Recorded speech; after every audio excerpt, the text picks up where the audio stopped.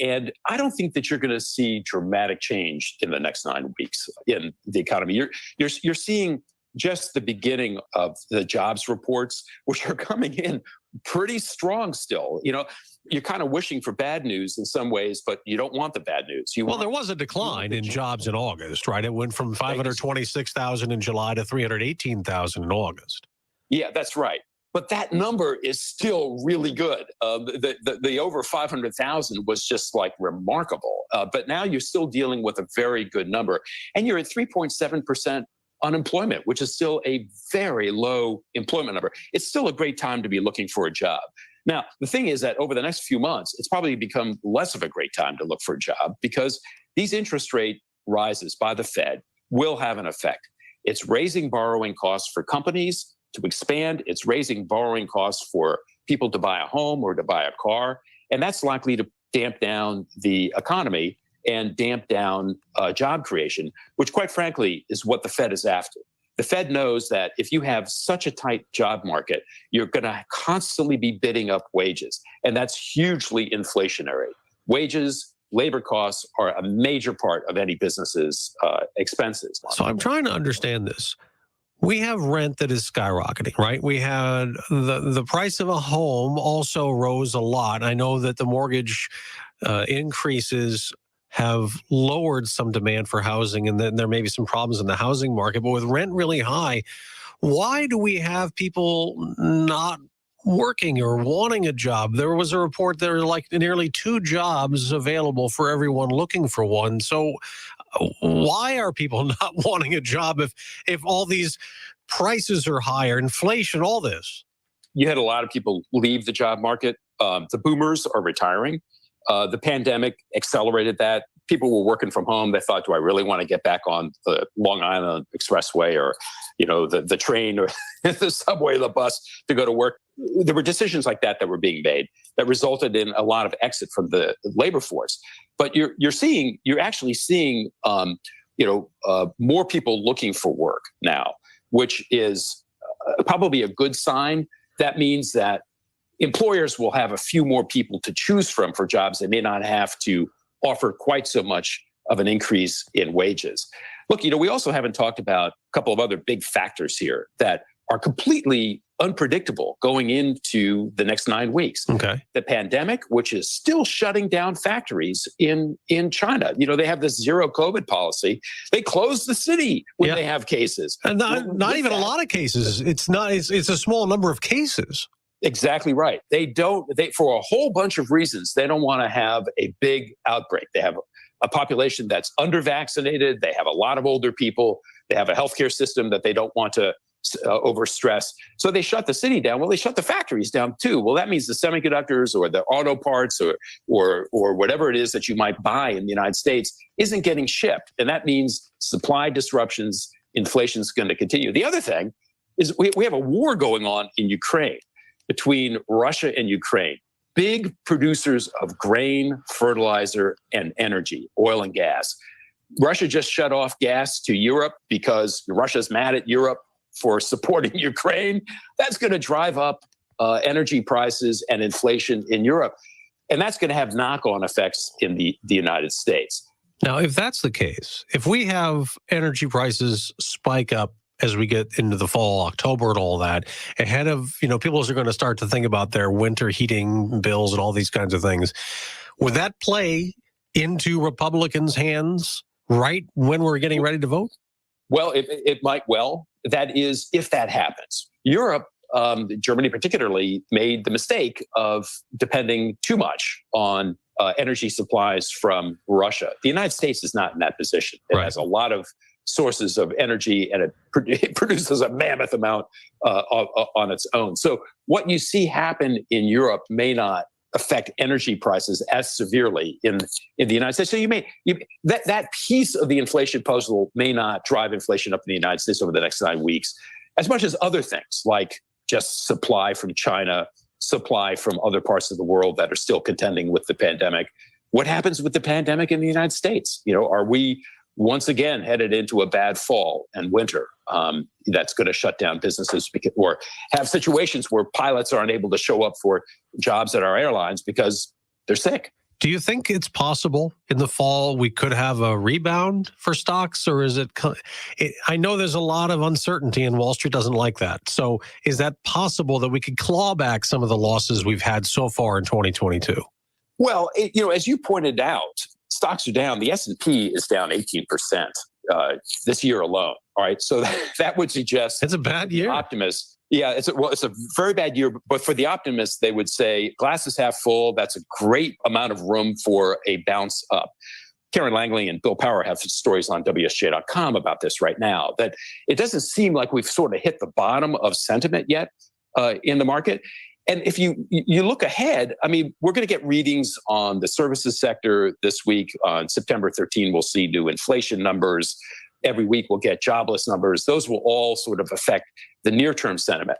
But the macro forces here, a Fed inclined to raise rates, not talking about 0.25%. The debate is between 0.5% or 0.75% for the next Fed meeting. That's a pretty substantial.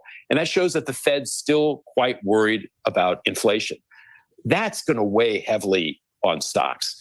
Hard to imagine that there's this really sweet Cinderella-like moment where you're going to have inflation beginning to moderate, the job market stays strong, and the economy not affected by a Fed who suddenly changes his mind and starts easing. It's just hard to imagine that happening. John Bussey, associate editor at the Wall Street Journal, Fox News contributor. Good to talk to you. Thanks, John. My pleasure. This is News Talk STL at 101.9, 94.1, and NewstalkSTL.com. This is a special alert to all Americans who own a vehicle with less than 200,000 miles with an auto warranty about to expire or with no warranty coverage at all. Due to a decline in the economy, CarShield is announcing a low-cost month-to-month vehicle protection plan that is now available to the public to save any driver out-of-pocket expenses on future auto repairs. Call now to find out how you can pay almost nothing for covered auto repairs. Yes, you heard that correctly. Pay almost nothing for covered auto repairs. An open phone line has been established for all drivers to call for a free quick quote. Call 800-251-8381 now.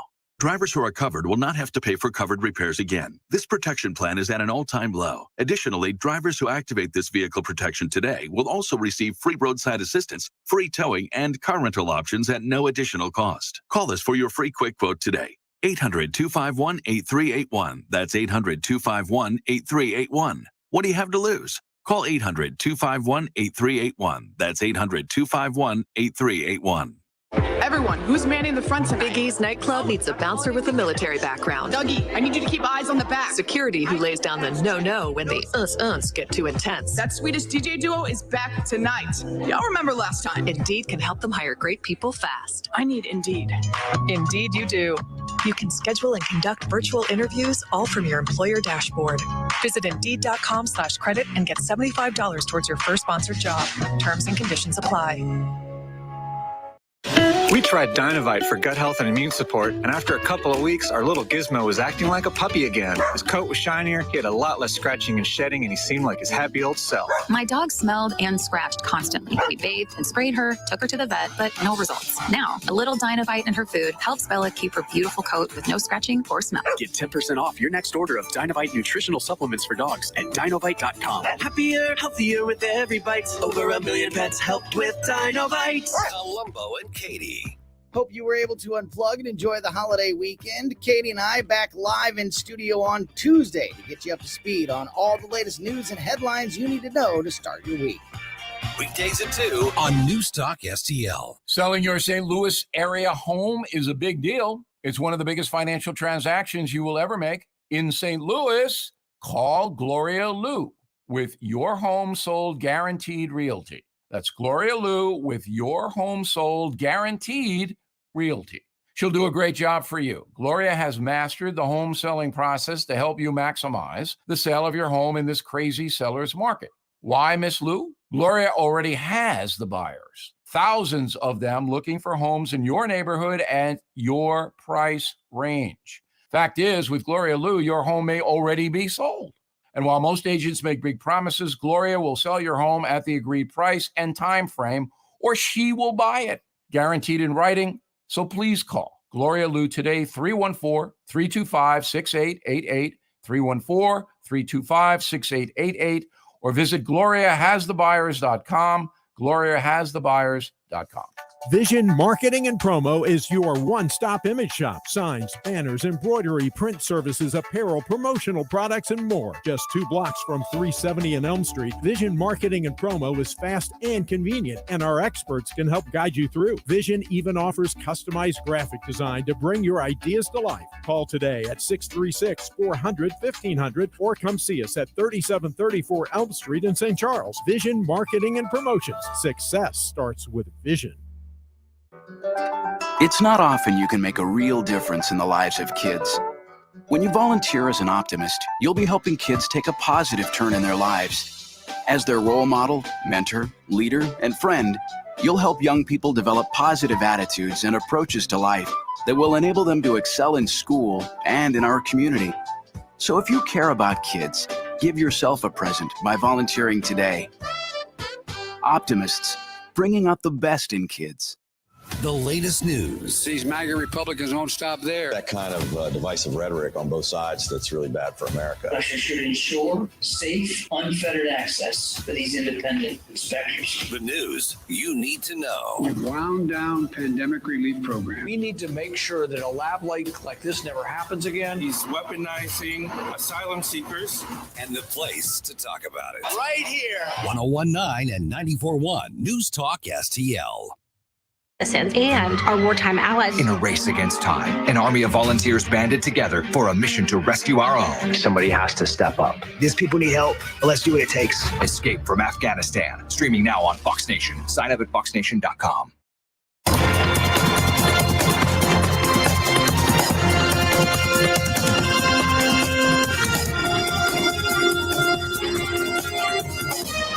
Now, a look at what's happening from the Fox News Rundown. Good morning. It's Tuesday, September 6th, 2022. I'm Ted Lindner with the Fox News Rundown. The Coast Guard ending its search on Monday for 9 people missing northwest of Seattle after a float plane crashed Sunday into Puget Sound's Mutiny Bay. And from the Coast Guard, Scott Giard. The United States Coast Guard has suspended the active search for any survivors of the plane crash that happened here locally off Whidbey Island. Giard says they searched about 2,800 square miles before deciding to suspend the effort. The body of a 10th person was recovered by a Good Samaritan. The National Transportation Safety Board has assigned a team of 7 people to investigate. And Canadian police say one of the suspects in the killing of 10 people in a stabbing spree is dead. Investigators discovering the body of Damian Sanderson near a wooded area.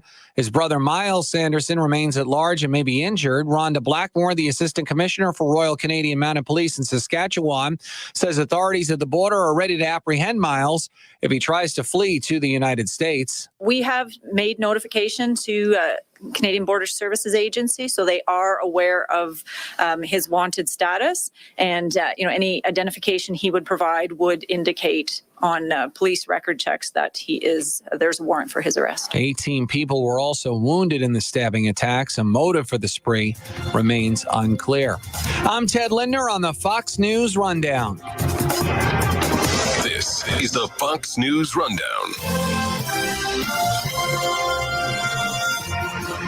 This is News Talk STL at 1019 94.1 and NewstalkSTL.com. News, analysis, opinion. The Democrat Party is the party of defund the police. Unprecedented even to be seeing an affidavit. Total witch hunt, the Biden agenda. Student loan forgiveness. Try to buy votes. 1019 and 94.1 News Talk STL.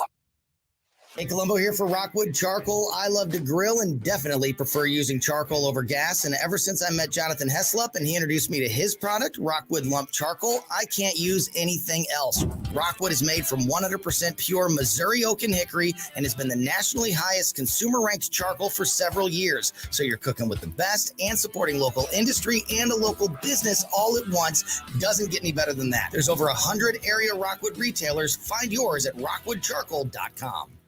Hi, this is David with Household Easy, and I buy houses cash. If you own a house and you want to sell it fast at a fair price, call me at 314-293-3000. I pay cash and close in as little as 3 days. I buy houses in any condition, any price range, and any location in St. Louis. I'm a private real estate investor who buys several houses a month, and I want to buy more. I buy inherited houses, divorce houses, behind in payment houses. I even buy my tenant won't pay me the rent houses. Do you own a house that is trashed and needs thousands of dollars in repairs?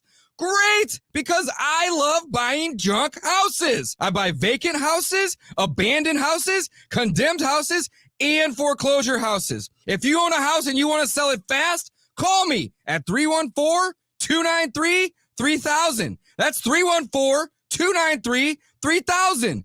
314-293-3000. Columbo and Katie. Equality means equality. It means you don't discriminate against anybody. And what are we teaching the next generation? The entire American struggle, it wasn't pretty. It was our history is very ugly. But we have the opportunity to show our younger generation, see how ugly this was? Do you see brother fighting against brother to make things right? Because that's how much we care. Tony Columbo, Katie Fitzpatrick. Weekdays at 2 on Newstalk STL. The news and talk that affects St. Louis. Donald Trump and the MAGA Republicans represent extremism. Called half the country fascist. We will forgive $10,000. It's basically trying to buy votes. This is 101.9 and 94.1 Newstalk STL. Bill O'Reilly here, and I'm warming up. Stand by for the O'Reilly Update Morning Edition. But first, many timeshare owners are very upset because their yearly dues have nearly doubled. Well, Lone Star will guarantee the release of all liability to your timeshare in writing and in a specific time frame. With their A-plus rating at the Better Business Bureau, clients know that Lone Star Transfer is a company you could trust. For a free consultation, please go to LoneStarTransfer.com or call 855-551-7066.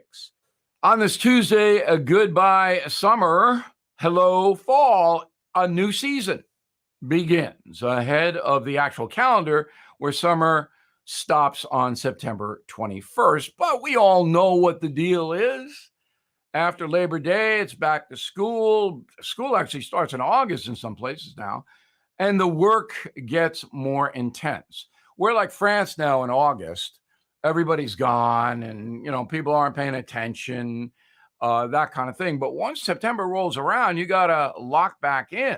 So I have ambivalent feelings. I'm a big summer guy because I have a nice situation on Eastern Long Island where I can plunk into the ocean pretty much whenever I want because it's my backyard. But I like the autumn, particularly in the Northeast where you can run around and look at the nice leaves, although global warming has backed autumn up now to late October, not early October anymore. However, it is the work that Americans must concentrate on. We are living in a very precarious economic time, as everybody knows. You need your job. And as I reported yesterday on the No Spin News on television, many corporations are about to lay off workers, big corporations, and that will happen. And so I want you to be very secure in your workplace. And the only way that can happen is if you really provide a service to the people who are paying you. It's September. Let's get on it. Now this. AMAC is the leading conservative advocacy and benefits organization. AMAC gives you access to exclusive benefits, insightful news, and a magazine full of uncensored content. They are pushing back against efforts to defund the police, weaken the borders, and corrupt our youth. But they need your help. Please stand with AMAC at amac.us. That's amac.us. That is the Morning O'Reilly Update. More analysis later on.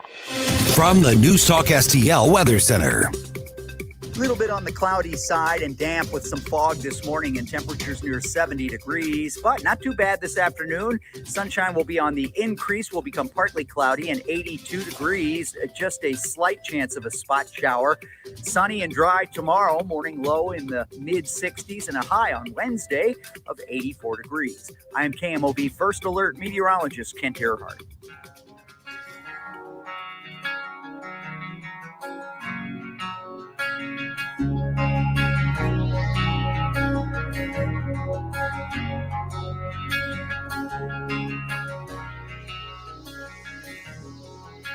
We give you news, analysis, opinion, and more.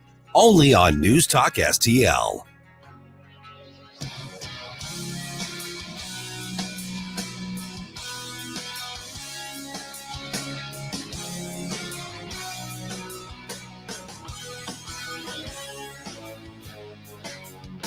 For podcast articles and more, find us on NewstalkSTL.com. Let's get the conversation started, St. Louis.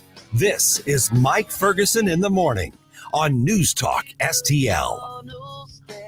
While you're suspended there, she evaluates your heart's condition. In case you missed it, after you sort of checked out with the news to enjoy your Labor Day holiday, which, by the way, is something I don't blame you for at all, there was another twist and turn in the race for St. Louis County executive. First she was in, then she was out, then she was in, and now Catherine Pinner is out. And at 6:05, we're going to talk about what's next with our good friend Tim Jones. Hey, good morning. Hope you had a great Labor Day weekend. I'm Mike Ferguson. On Friday, our good friend Paul Kurtman joined us sort of in response to that ridiculous speech that Joe Biden made last week. But the conversation kind of went to a much bigger picture look at where we are when it comes to politics, campaigns, and culture, and frankly, the direction of our society. And my friends, there are some signs that it ain't good. Here's what we mean. Here's what Paul had to say in some of his observances from the morning show just the other day. I know on days like today, I know that what everybody's talking about is Joe Biden's speech last night, which we knew going into it was overtly political, was overtly divisive. And I also knew that for the most part, the reaction from conservative media is going to be outrage, capital O, kind of like science. Trademark. And I'm seeing a few other conservative hosts out there saying, yeah, hold on a second. Do not take the bait, because Joe Biden calls Donald Trump a name or calls somebody who's a really, really, really fervent supporter of Donald Trump names. That doesn't mean you need to respond to that. That's my argument. I say don't take the bait. We're joined now by Paul Kurtman of the Paul Kurtman Show fame. Well, I mean, he was the freedom fighter in the Missouri legislature for 8 years, that too. But Paul Kurtman joins me now. Paul, let me play you a quick clip from the speech last night. This, I think, really kind of sums up the overall theme of Joe Biden last night. And the funny part is, remember, as I'm playing this was followed by a bunch of MSNBC and CNN panelists, thinking very hard and furrowing their brow and talking about how important this speech was. So here's what he had to say. And now America must choose to move forward or to move backwards, to build a future or obsess about the past, to be a nation of hope and unity and optimism, or a nation of fear, division, and of darkness. MAGA Republicans have made their choice. They embrace anger. They thrive on chaos. They live not in the light of truth, but in the shadow of lies. But together we can choose a different path. First of all, this is like some of the most elementary speech writing. If you look at a textbook on speech writing, this is like chapter 1 in the first 101 class you're ever going to take on something like that. In the 8th grade. Pretty much. Yeah, exactly. And now, Paul, this isn't the first time that people have gone after, particular factions of the other side. I mean, I remember the Tea Party being attacked. You could argue that we do it with the Squad, but this is essentially anybody who supports Donald Trump, to me, is trying to make it about Donald Trump, not about the failures of Joe Biden. Yeah. Good morning, Mike. Good morning, Ken. I'm just going to tell you right now Joe Biden's speech last night has crossed a threshold in terms of the rhetoric that we've come to expect and come to enjoy from the commander in chief, from the president, from the White House since the beginning of the country, or at least probably not since, and I'm not just trying to be crazy here, but not since the Civil War. The language and the rhetoric he was losing last night is dangerous. I'm concerned about it. I'll give you a couple examples. Probably right around probably the first 1/3 of his speech, he said from the podium in front of Independence Hall that the MAGA Republicans see January 6th as preparation for 2022 and 2024.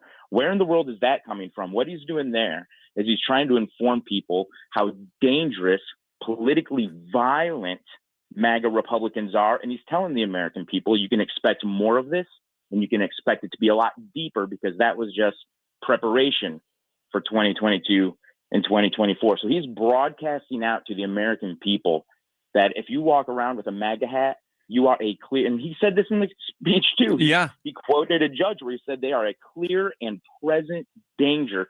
That is war rhetoric, not warlike. That is war rhetoric.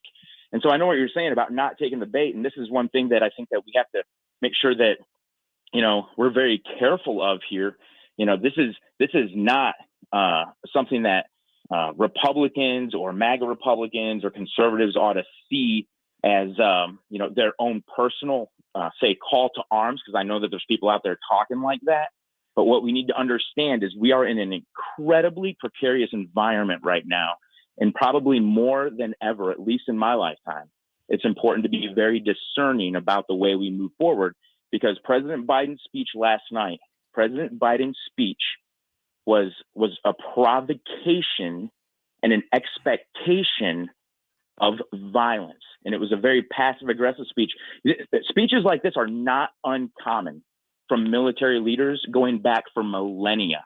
I read about one given by King Cyrus of Babylon, and he gave a same speech. This is a time that we have to choose. The other side has made their decision. They want a future that's dark and oppressive. We choose a better path forward. I'm telling you, there are so many similarities between President Biden's speech and the speech that people give to pump up their troops. And I'm saying this as a guy who was with the Marine Corps on active duty and reserve for 10 years. And so I'm concerned. I'm just telling you right now, I'm concerned. He said also in his speech, he said that there's public figures predicting, and then he says this, and all but calling for violence. Well, there's a big difference between predicting that there's going to be violence in the streets and calling for violence in the streets. But the way he phrased it is he's trying to conflate the two and say people like Lindsey Graham are calling for violence, and that's just not true. And so he is trying to create an expectation among his base. And this was a speech for his base. Don't parse this apart and say, no, this is a speech for all Americans. He said he was giving a speech for all Americans. He said in his speech, when he's talking about all these different things that the Biden administration's done, he's talking about healthcare and the gun control bill. And then he says this right around the last quarter of his speech. He says, I don't care what the white supremacists say. I made a bet on America, and that bet is paying off. He is phrasing things, and he is putting things in the category of you're either with me or you are a clear and present danger to this country. You're either with me or we can expect violence from you in 2022 and 2024. You're either with me or you're a white supremacist. Yeah. I'm telling you, this is a dangerous speech for the commander in chief, for our own president to be giving and directing this kind of rhetoric towards the American people. Good morning, Paul. How do we approach this conversation with any sort of nuance? Because we've had just as much problem talking about things like January 6th, because we kind of get caught emphasizing one thing over the other, and then we talk past each other when we're trying to discuss these things with people who may be on the fence, who may be convinced that the Biden administration is wrong on this stuff. How do we approach these kind of conversations with any nuance, given how pumped up the rhetoric is right now? And we've got about a minute, Paul. Sorry. That's all right. I think it's important for people to take a step back from from being upset and angry about the politics. What President Biden is trying to do here, he is clearly trying to stoke that, and he's clearly trying to put people into very clear camps. You're either with me or you're against me. If you're against me, you're clear and present danger. I think right now it's important for people to just be a little bit more careful about how they move forward. Just consider, if I do this, how is this going to be viewed? And I'm not saying, to take that approach in terms of passivity, but I'm saying take that approach in terms of just being more discerning. Because listen, I don't want to live in America where I'm afraid to go outside because my neighbor thinks I'm a clear and present danger to his way of life. And that's what President Biden is setting the stage for. And so it's one of those areas where humble pie, eating some crow, whatever you want to call it, we just need to be really careful and even more gracious with each other. Paul, this is Ken. Paul, my biggest fear is that Biden has, what he said is going to make somebody do something really stupid to someone that he claims is a terrorist. And if it happens like that, it's on his hands. That's right. And listen, we've already seen people go after Supreme Court justices. In his speech, he said MAGA Republicans, these people who are clear and present danger, are trying to overturn Roe versus Wade. And well, that already happened. And who did that, right? That wasn't the guy on the corner wearing a MAGA hat and carrying a Trump sign. That was a Supreme Court justice. That was the Supreme Court that did that.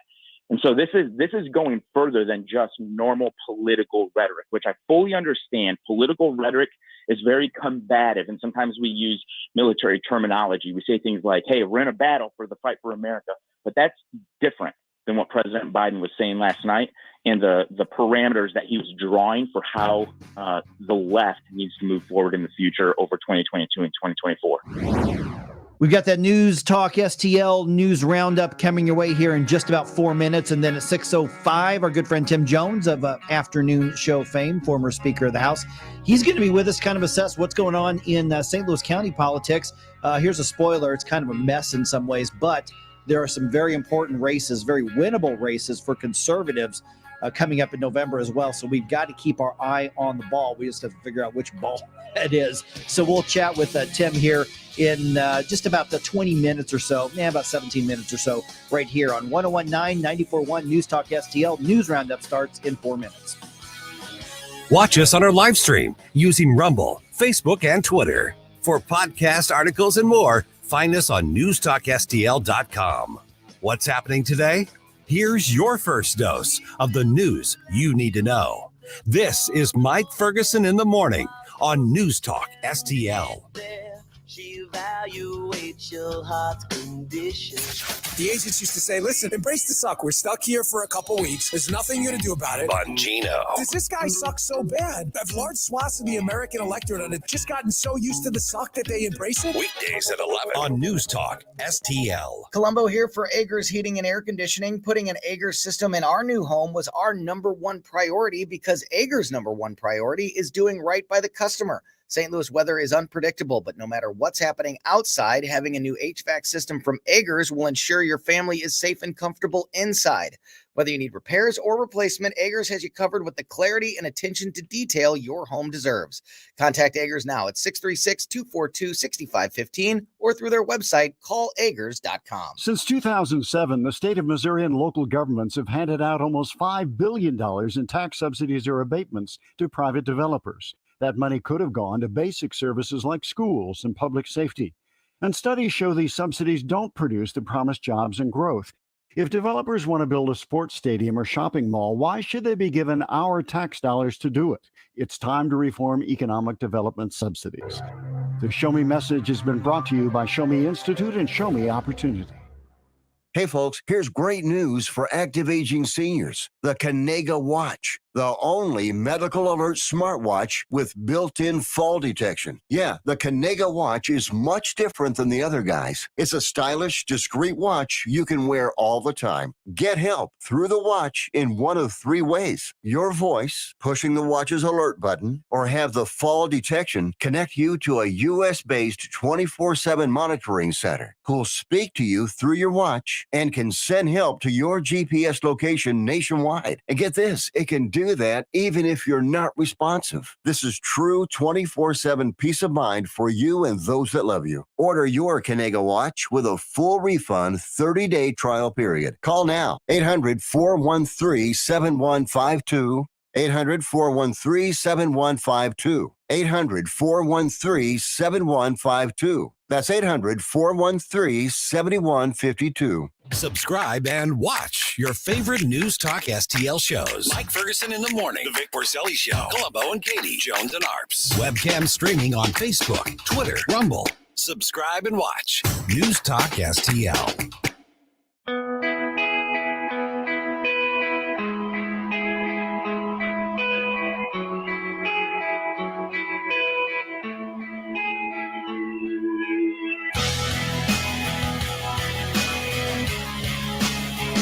Talk lines are open now at 314-912-1019.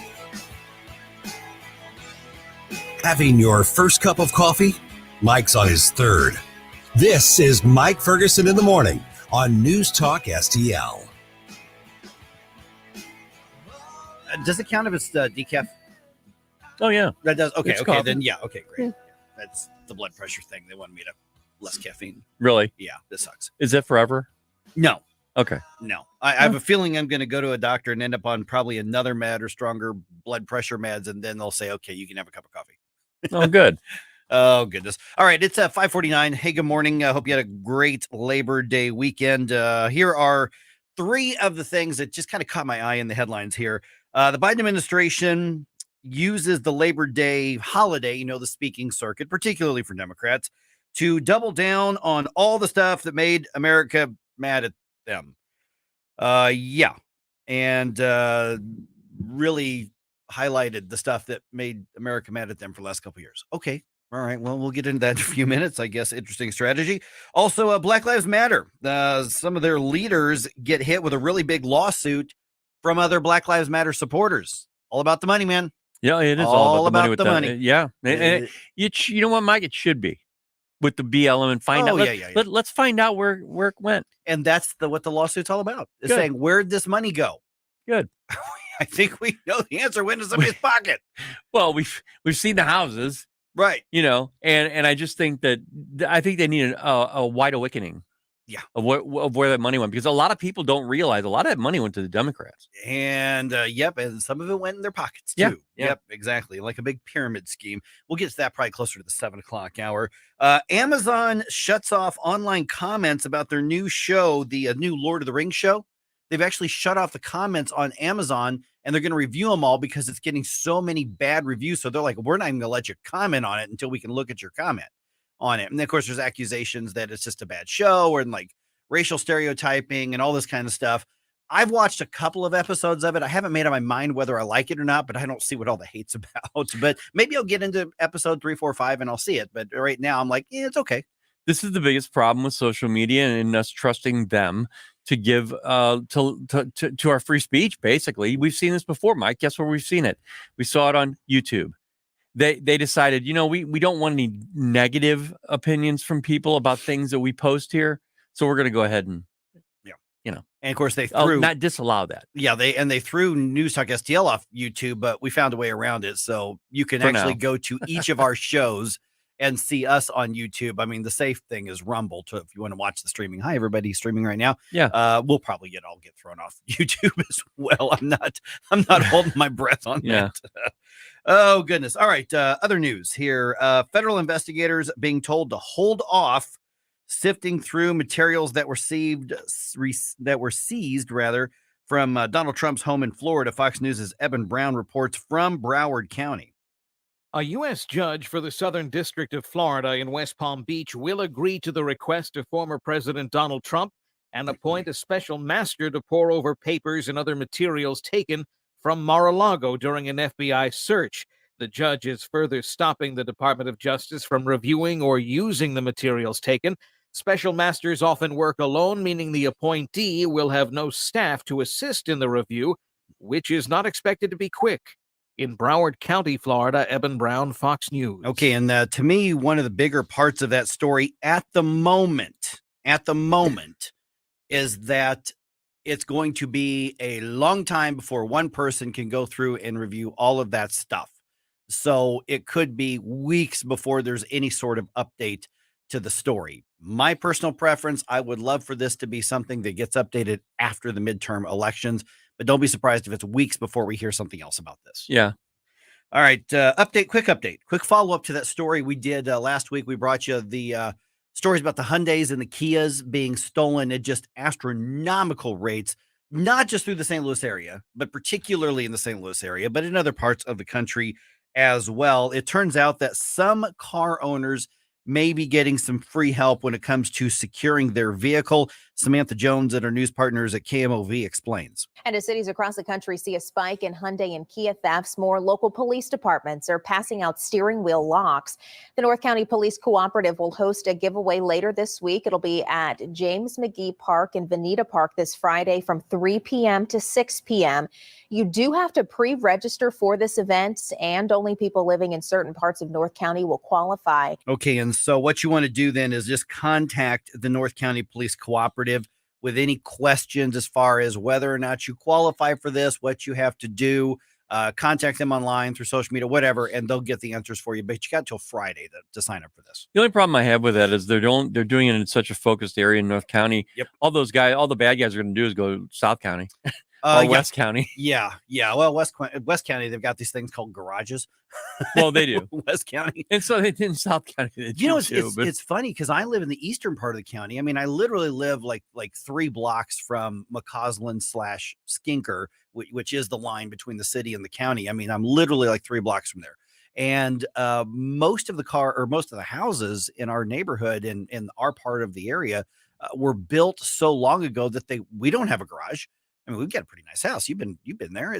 We have a decent house and we're in a pretty nice neighborhood, but a lot of the houses just don't have garages. Or they had detached garages back then. That were built later. Yeah.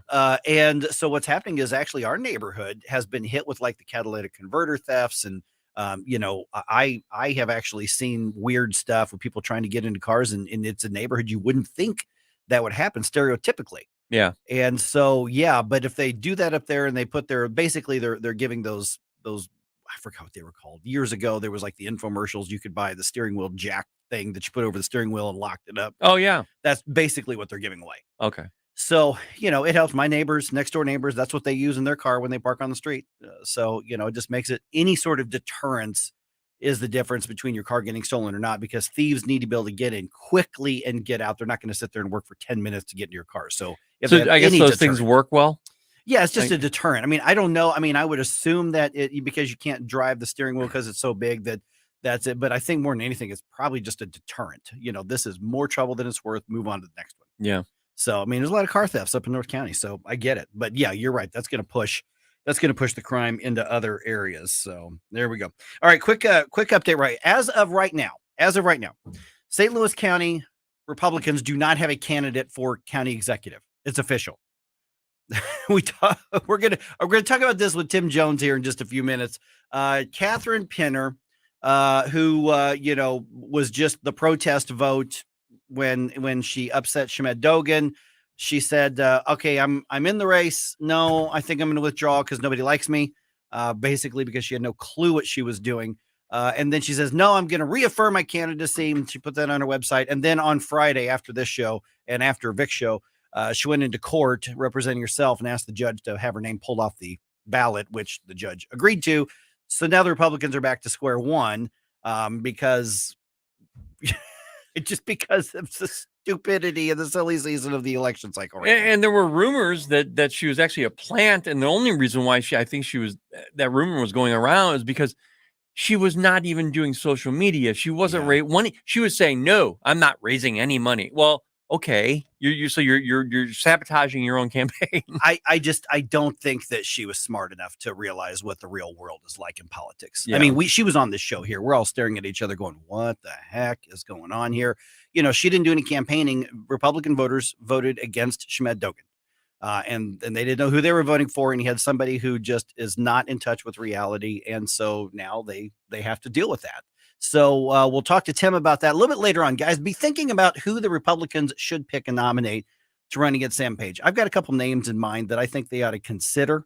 But we'll get into that as well. And I want to know what everybody else thinks as well. 314-912-1019. Yeah, I don't buy that she was a plant. I don't think she's sophisticated. That was just a rumor. I heard that too. I don't think she's sophisticated enough to be a plant. I just think it was kind of one of those nutty QAnon types that just happened to be on the ballot. Yeah. That's what happened there. All right. Cardinals host the Nationals tonight, 6:45 Busch Stadium. Cardinals have a 7.5 game lead in the NL Central. There are 27 games left in the season for the Cardinals, so things are in good shape. Come on, Albert. Got to keep playing the way they're playing right now. Just ahead, former Missouri Speaker of the House and afternoon show host extraordinaire Tim Jones joins us on 101.9, 94.1 News Talk STL. Mike Ferguson here. Retirement should be a time you can relax. No more stress from work. But there's one thing you can't forget about when retiring. That's your money. Do you have enough saved to fund your income for life and keep up with inflation? How will you claim your Social Security benefits? And what about long-term care? The ClearPath Wealth Management Group at Stifel is here to help answer all of these questions. You can hear their latest views on the markets and investing during On the Money, hosted by Stifel financial advisors Bob Stockdale and Eric Robert, every Saturday morning at 9, right here on News Talk STL. They can help you get organized, guide you through critical retirement decisions, and create an investment portfolio designed around your needs. To schedule your free retirement plan consultation, go to clearpathinvesting.com. That's clearpathinvesting.com. Or call 636-695-2650, 636-695-2650. Stifel Nicholas and Company Incorporated, member SIPC and NYSE.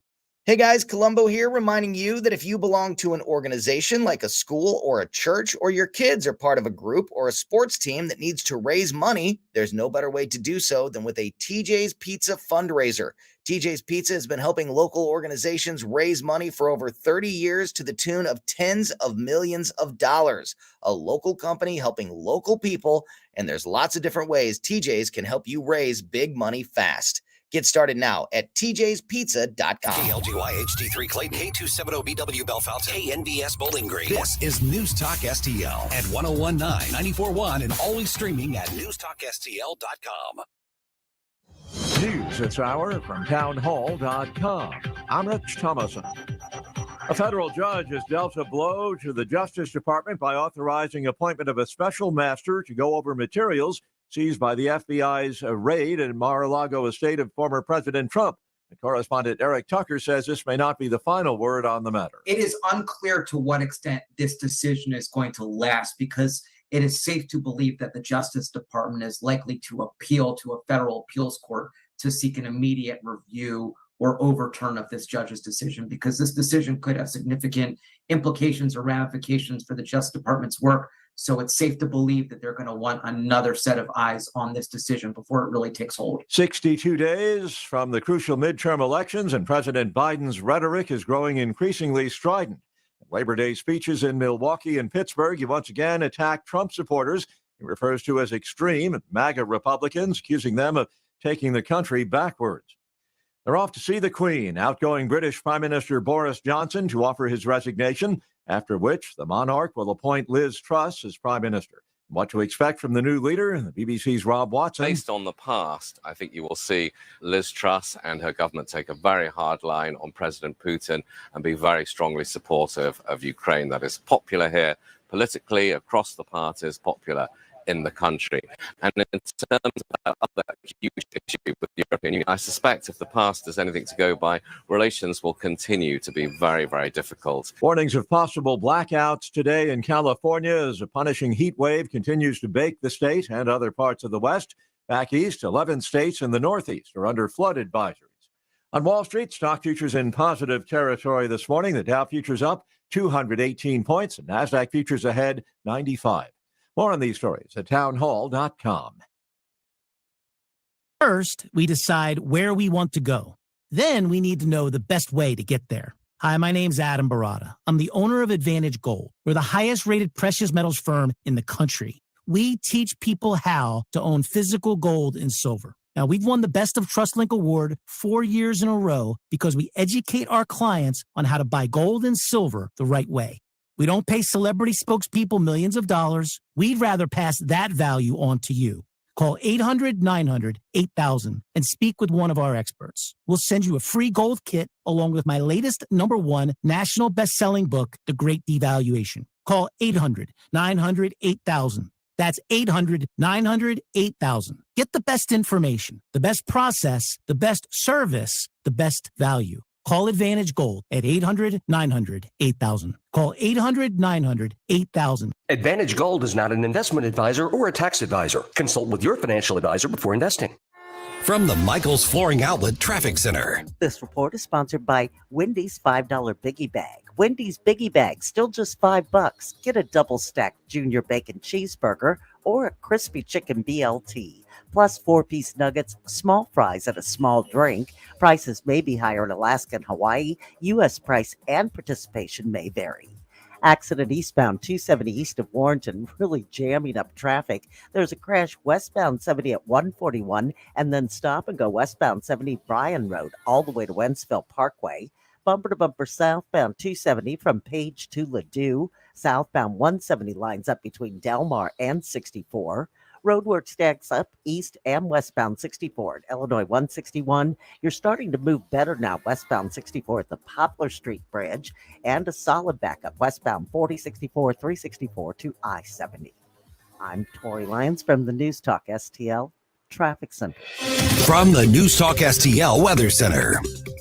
A little bit on the cloudy side and damp with some fog this morning and temperatures near 70 degrees, but not too bad this afternoon. Sunshine will be on the increase, will become partly cloudy and 82 degrees, just a slight chance of a spot shower. Sunny and dry tomorrow, morning low in the mid 60s and a high on Wednesday of 84 degrees. I am KMOV First Alert meteorologist Kent Earhart. This hour of News Talk STL brought to you by The Dental Link.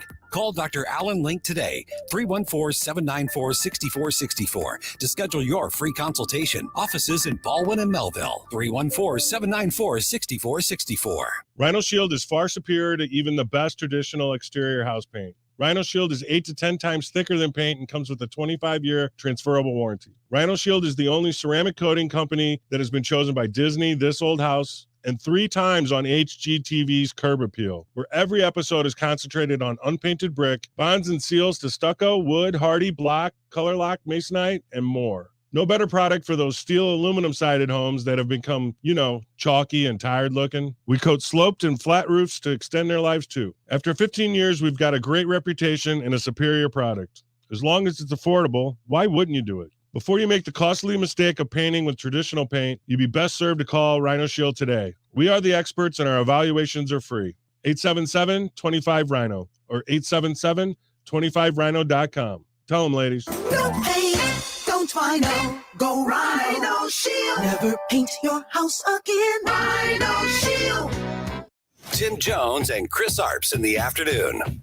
Tuesday, Chris, Katie, and I welcome you back from a long Labor Day weekend. We'll catch you up on everything you need to know, and we'll have David Stokes at 425 from the Show Me Institute. Tim Jones and Chris Arps. Weekdays at 3:30 on News Talk STL.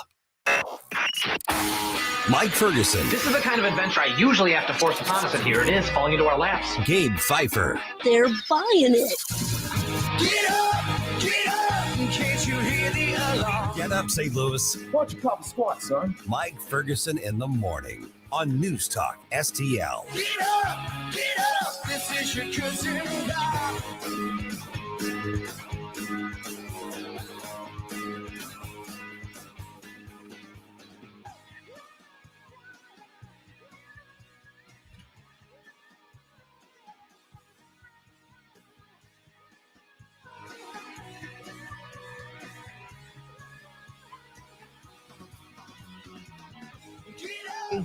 It's over. Hope you had a great Labor Day weekend, by the way. And now we are in that final push towards Election Day in November. This is where it really gets hot and heavy. Hey, I'm Mike. Thanks for staying with us here on News Talk STL, joined by my good friend and former Speaker of the House and afternoon talk show host extraordinaire, one Mr. Tim Jones. Tim, hey, appreciate the time. I know you're really, really busy, man. Thanks for being on the show. We've got to start with the St. Louis County GOP thing. Okay, so Friday after this show was over, after Vic's show was over, looks like even probably after Tony and Katie's show was over, and either during you and Chris's show or at some point in there, Catherine Pinner, who obviously shocked everybody when she beat Shamed Dogan in the primary election for St. Louis County Executive. She says, no, I'm in, I'm the candidate, realizes that this is the real world, tells Republicans she's going to withdraw, puts on her website that she's reaffirming her candidacy and going to see it through. And then less than a week later, she goes into court and she pulls her name off the ballot. So the St. Louis County Republicans have no candidate at the moment. I don't even really want to talk that much about Catherine Pinner. I think that she just, was overwhelmed by it, and she's clearly not up to this level of politics. And it's probably a good thing that she's yesterday's news. But right now, the St. Louis County Republicans are in a horrible spot. This was going to be a difficult race to start with. Now somebody's going to have to start, a mile behind the starting point at this point. Yeah, Mike. Well, it's the same old in St. Louis County, unfortunately, as far as the Missouri Republican Party and the St. Louis County Republican Party goes. And hey, the strange candidacy of Catherine Pinner. I met her once or twice. Seemed like a great lady. Seemed like she had all the right public policy positions, but as you said, just was not ready for prime time as far as running a political battle of a countywide race against one Sam Page. It is an uphill climb, and it would have been great if we'd had a candidate maybe like her who was well funded and was willing to campaign, but we don't. And so now we're back to square one. And even worse, the Republican Party is firmly behind the eight ball because, as you pointed out, we are now fully entrenched in campaign silly season. Approximately 2 months to go. And you have to take on an incumbent in a Democratic leaning county who has plenty of money in the bank. And we have candidate to be named later. So, right. Mike, and this, Mike, this goes to a deeper systemic problem that I've been talking about for years. I know you noticed it as well.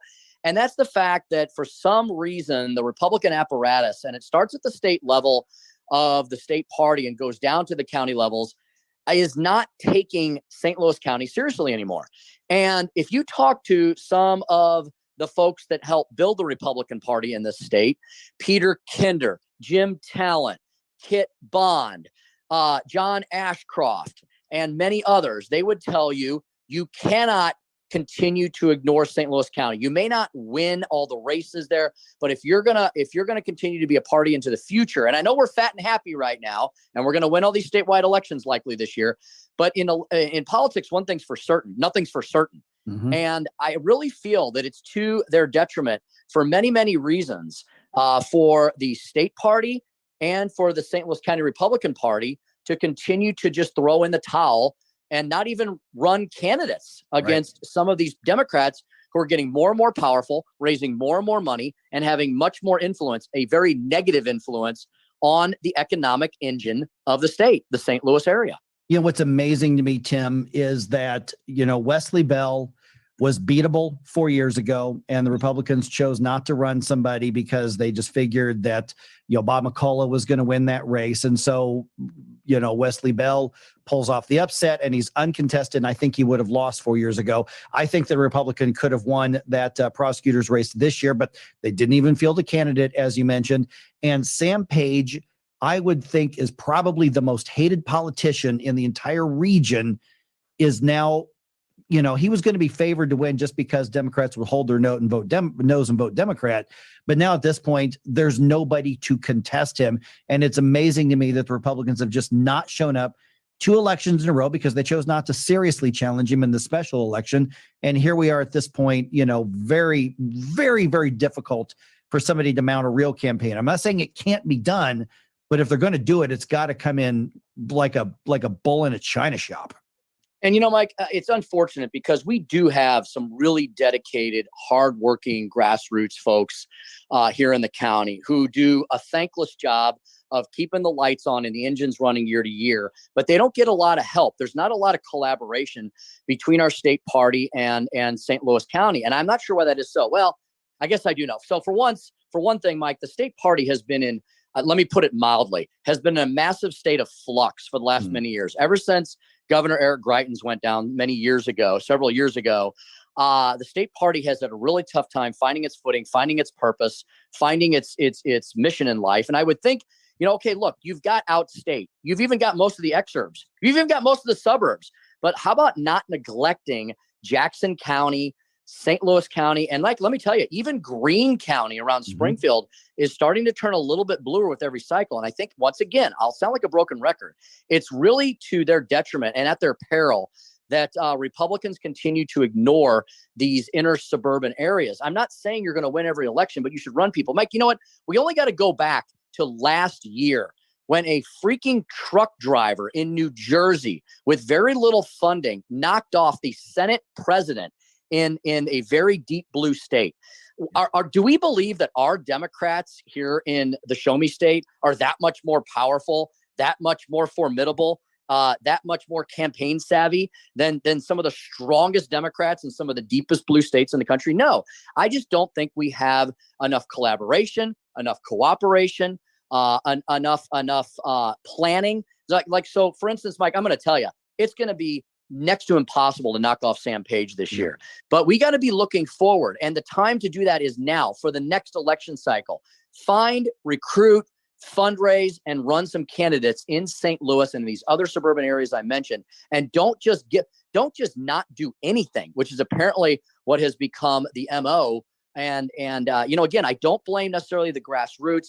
It starts at the top down. And so the state party should be very aware of what's going on in these areas all across the state, should be working with the local counties and the townships and the local precinct captains and put together a plan for the future. And something would be better than nothing next cycle go around. Yeah, absolutely. And in case anybody is scoffing at your idea that things could be turning little tiny shades of blue in a place like Greene County in Southwest Missouri, Missouri State University is growing like crazy. And the bigger the university town, the more blue goes into an area, even in a deep red one. You're listening to the dulcet tones of Mr. Tim Jones, who you can hear every afternoon right here on News Talk STL. Okay, just a couple minutes left here, Tim. Okay, so then where do we go from here?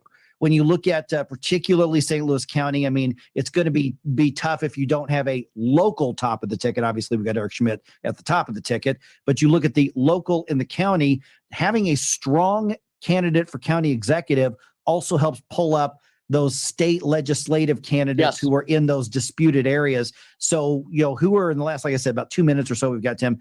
I mean, which races do we really need to keep an eye on, and what do we need to do to hold the line to make sure that we're drawing that line and pushing back on the the campaign efforts of the left?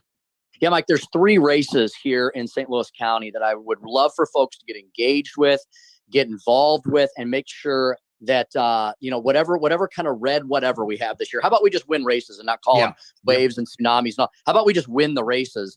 So let's make sure we do what we need to do, take care of business. I think all of our statewide officials will win. Let's pump up the vote for them here in St. Louis County. So first of all, go vote. And all of you who are sane people, I don't care if you call yourselves Republicans, conservatives, libertarians, or whatever. I think if you're a sane American, you vote for the Republican candidate this year, no matter where you are. So when you're voting for the statewides, you need to make sure that you do go do that first. Don't just assume that Eric Schmidt and Scott Fitzpatrick, who's running for auditor, and the others are just going to win. Go vote for them. Take your family, take your friends, take your neighbors. In this region, Mike, we've got 2 hotly contested state rep races. One would be a pickup. One would be a seat that was red, went blue in recent years, and could flip back, and that's Ryan Higgins. Ryan Higgins is kind of that mid-county area, kind of Valley Park, Manchester, Baldwin area. He's got a really tough district against a lady who I think it's Deb Lavender, who was a state rep, ran for Congress. She's a hardcore progressive. So that's number 1. Number 2, another race to watch, Ben Keithley in the Chesterfield area. He won a hotly contested primary. Now everybody goes, oh, Chesterfield, that's Republican. Yeah and no. It's something you can't take for granted. There's a little bit of limousine liberalism kind of going into, coming out of Ladue and Town and Country and Frontenac and kind of seeping in to Chesterfield. So Ben Keithley and Ryan Higgins, if you're in either of those districts. And there is a very competitive state Senate race.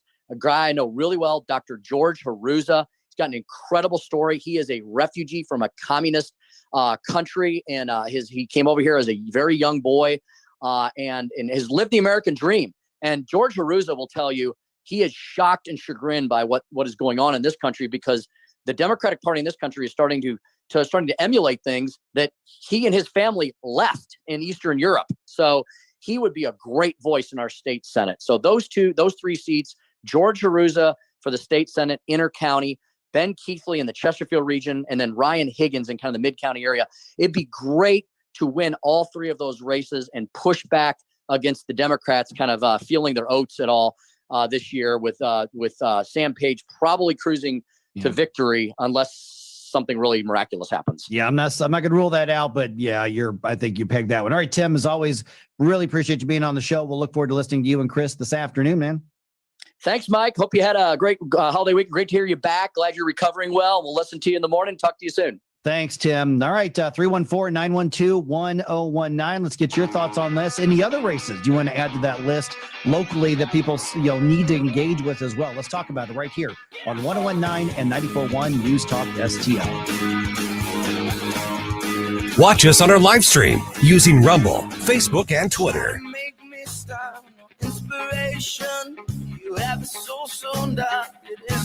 For podcast articles and more, find us on NewstalkSTL.com. Making cold my heart to fight your war. Stop it right now. I have had enough of this. Turn my eyes to your indifference. Stop it right now before you blow us all away. You wanna do that? Get up, can't you hear the alarm? Get up, this is your cousin. Get up, what are you waiting for? Get up, get up. Get up, St. Louis. It's Mike Ferguson in the morning. Made in St. Louis for St. Louis. It's News Talk STL. You want to give me more information? From the Michaels Flooring Outlet Traffic Center. This report is sponsored by Wendy's $5 Biggie Bag. Wendy's Biggie Bag, still just $5. Get a double stacked junior bacon cheeseburger or a crispy chicken BLT. Plus 4-piece nuggets, small fries, and a small drink. Prices may be higher in Alaska and Hawaii. U.S. price and participation may vary. Accident eastbound 270 east of Warrenton, really jamming up traffic. There's a crash westbound 70 at 141, and then stop and go westbound 70 Bryan Road all the way to Wentzville Parkway. Bumper to bumper southbound 270 from Page to Ladue. Southbound 170 lines up between Delmar and 64.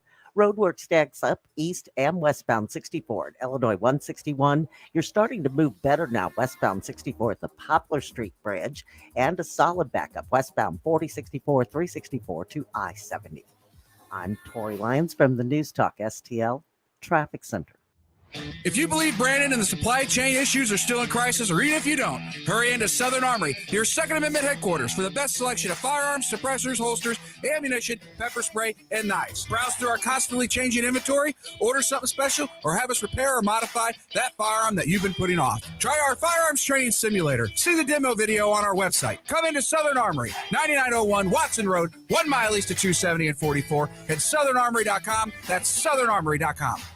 Tony Colombo here for our family dentist, Dr. Matt Boscia at New Creation Dental Care, a one-stop solution for all your family's dental needs. So much so, it's very rare for them to refer you for a procedure, including braces for you and your kids.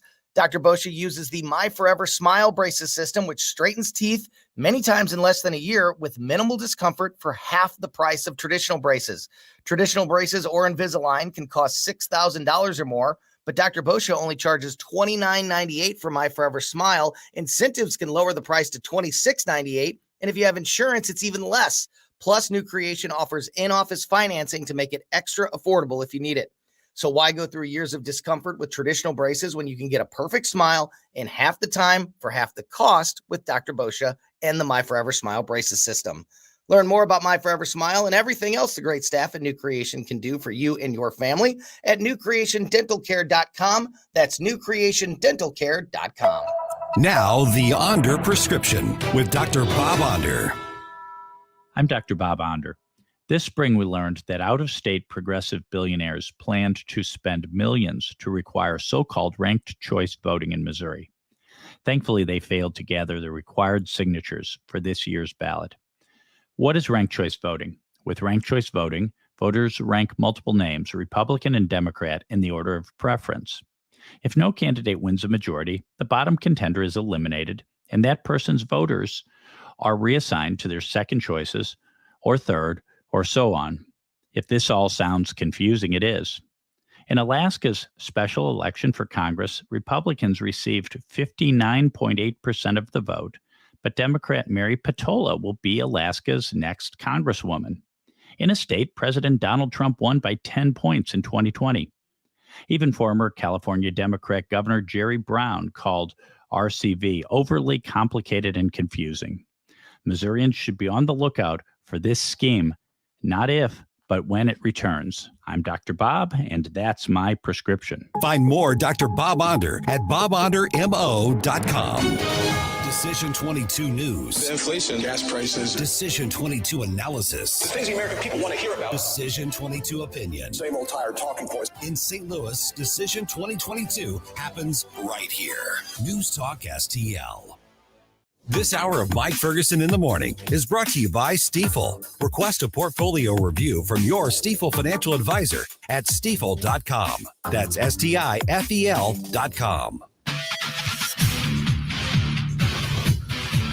News, analysis, opinion. Talk lines are open now at 314-912-1019.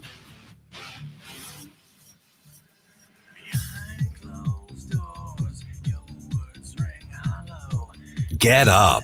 It's Mike Ferguson in the Morning, made in St. Louis for St. Louis. It's News Talk STL. The week ahead. Tuesday, Massachusetts holds its primary for 9 U.S. House seats as well as statewide posts, including governor. In the UK, Queen Elizabeth will appoint a new prime minister. For the first time in her reign, the Queen will make the appointment outside London at Balmoral in Scotland, her summer home. Wednesday, President Biden will host former President Obama and former First Lady Michelle Obama for the official unveiling of their White House portraits. Thursday, the NFL regular season kicks off with the defending Super Bowl champion Los Angeles Rams hosting the Buffalo Bills. Saturday, if the skies are clear, a full moon will make an appearance. It's commonly called the harvest moon, as many North Americans mark the start of harvest season. And that's a look at your week ahead. I'm Rich Dennison, Fox News. All right, just a quick note. We just heard the Onder prescription, and Bob is going to be with us live at 7:05. We've got a special legislative session happening next week. It was actually supposed to start today, but they delayed it for a week. So let's talk tax cuts, shall we?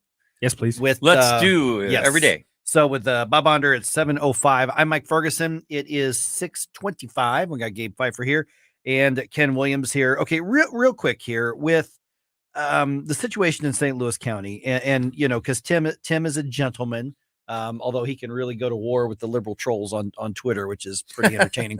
It is fun. I think to he's more charitable to Catherine Pinner than I am. You know, if Congress and presidential politics is the major leagues. You know, governorships is AAA, and your county executive in major counties is kind of AA.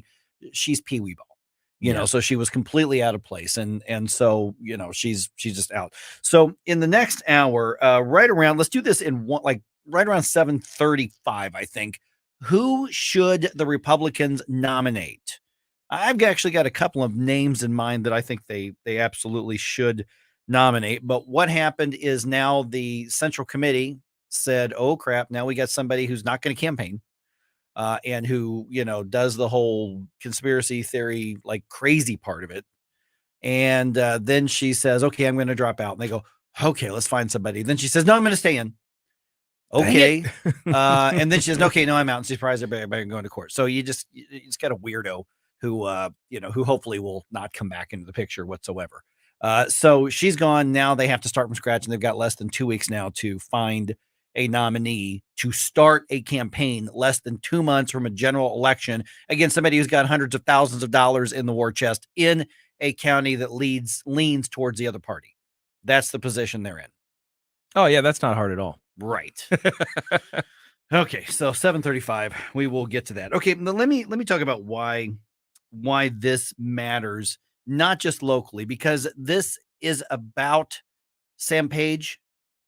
Although, I mean, here's what's going to happen is Sam Page is in all likelihood going to be reelected. I mean, even if we've got a miracle can happen, as I mentioned with Tim, a miracle can happen. I'm not saying it can't happen, but that's going to be viewed as an endorsement, and it's going to be promoted as an endorsement for Sam Page, even though he's never actually been challenged for that seat. So even if there's a really good candidate, this person is 10 steps behind. The last special election, Republicans didn't put a real candidate up. And so he hasn't been challenged, and we see what happens when we don't challenge the far left. Matter of fact, Patty Murray was, the senator from Washington. She's up for election this year, by the way. She was on State of the Union with CNN. And something she said actually to me is a good reminder for races like this locally, because Dana Bash was asking her about, okay, we look back, they were talking about school children being way far behind because of all the COVID shutdowns. And so here's one of two short clips. And what you're going to notice is Patty Murray will not acknowledge the damage that those policies and shutdowns and lockdowns did. Was it a mistake to keep children home for school so long during the pandemic? Dana, this was a decision of local school officials and our scientific experts trying to get their hands around a pandemic that was killing millions of Americans, to protect their children, to protect their staff, to protect their communities. I am proud that when Democrats got control a year and a half ago, Democrats voted for the American Rescue Plan that helped our kids get back into school safely, making sure that our schools had testing and supplies and ventilation and the ability to make sure their kids could be safe at school. And today, virtually every child is back in school. That is what I focused on, making sure that we were providing the resources to our schools so they could reopen safely. Thank God we have all the left-wing Democrats who shut down schools and told you to stay home and sent police into the ocean to pull back surfers, because if it weren't for them, kids wouldn't be back in school. It's kind of like taking a baseball bat to your kneecap and then saying, thank God I was here to give you a pair of crutches. Exactly.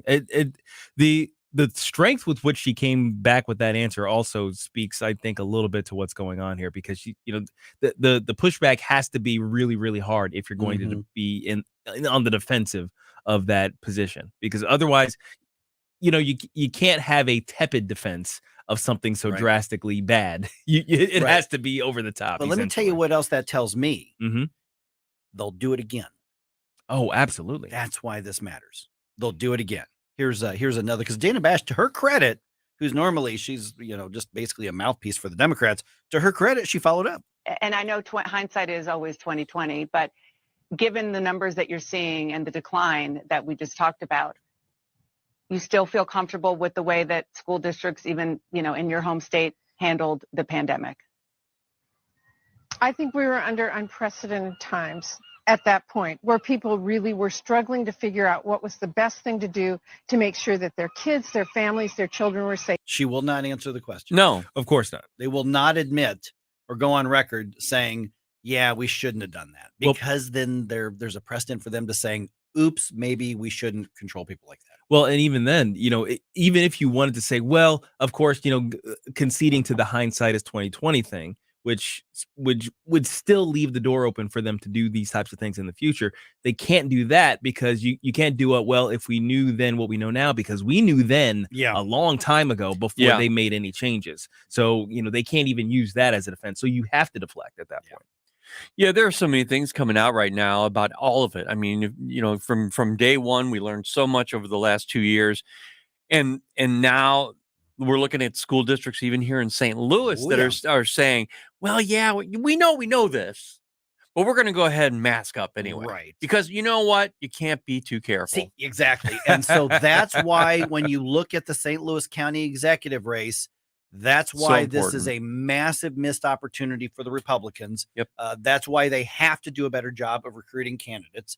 And that's why these races matter. It's not about Patty Murray saying this in Washington. That's the mindset that bleeds down and runs down into local races. And Sam Page will do it again if he gets the chance. And Mike and Gabe, you have someone online here who has a candidate. Okay. All right. Cool. All right. Who we got here? We got Dave. Dave. Hey, Dave, we're real quick because we got to get to the break, but who's on your mind? Rick Stream, because I thought he came almost close to knocking off Stenger. That's right. And our own in-house Tim Jones.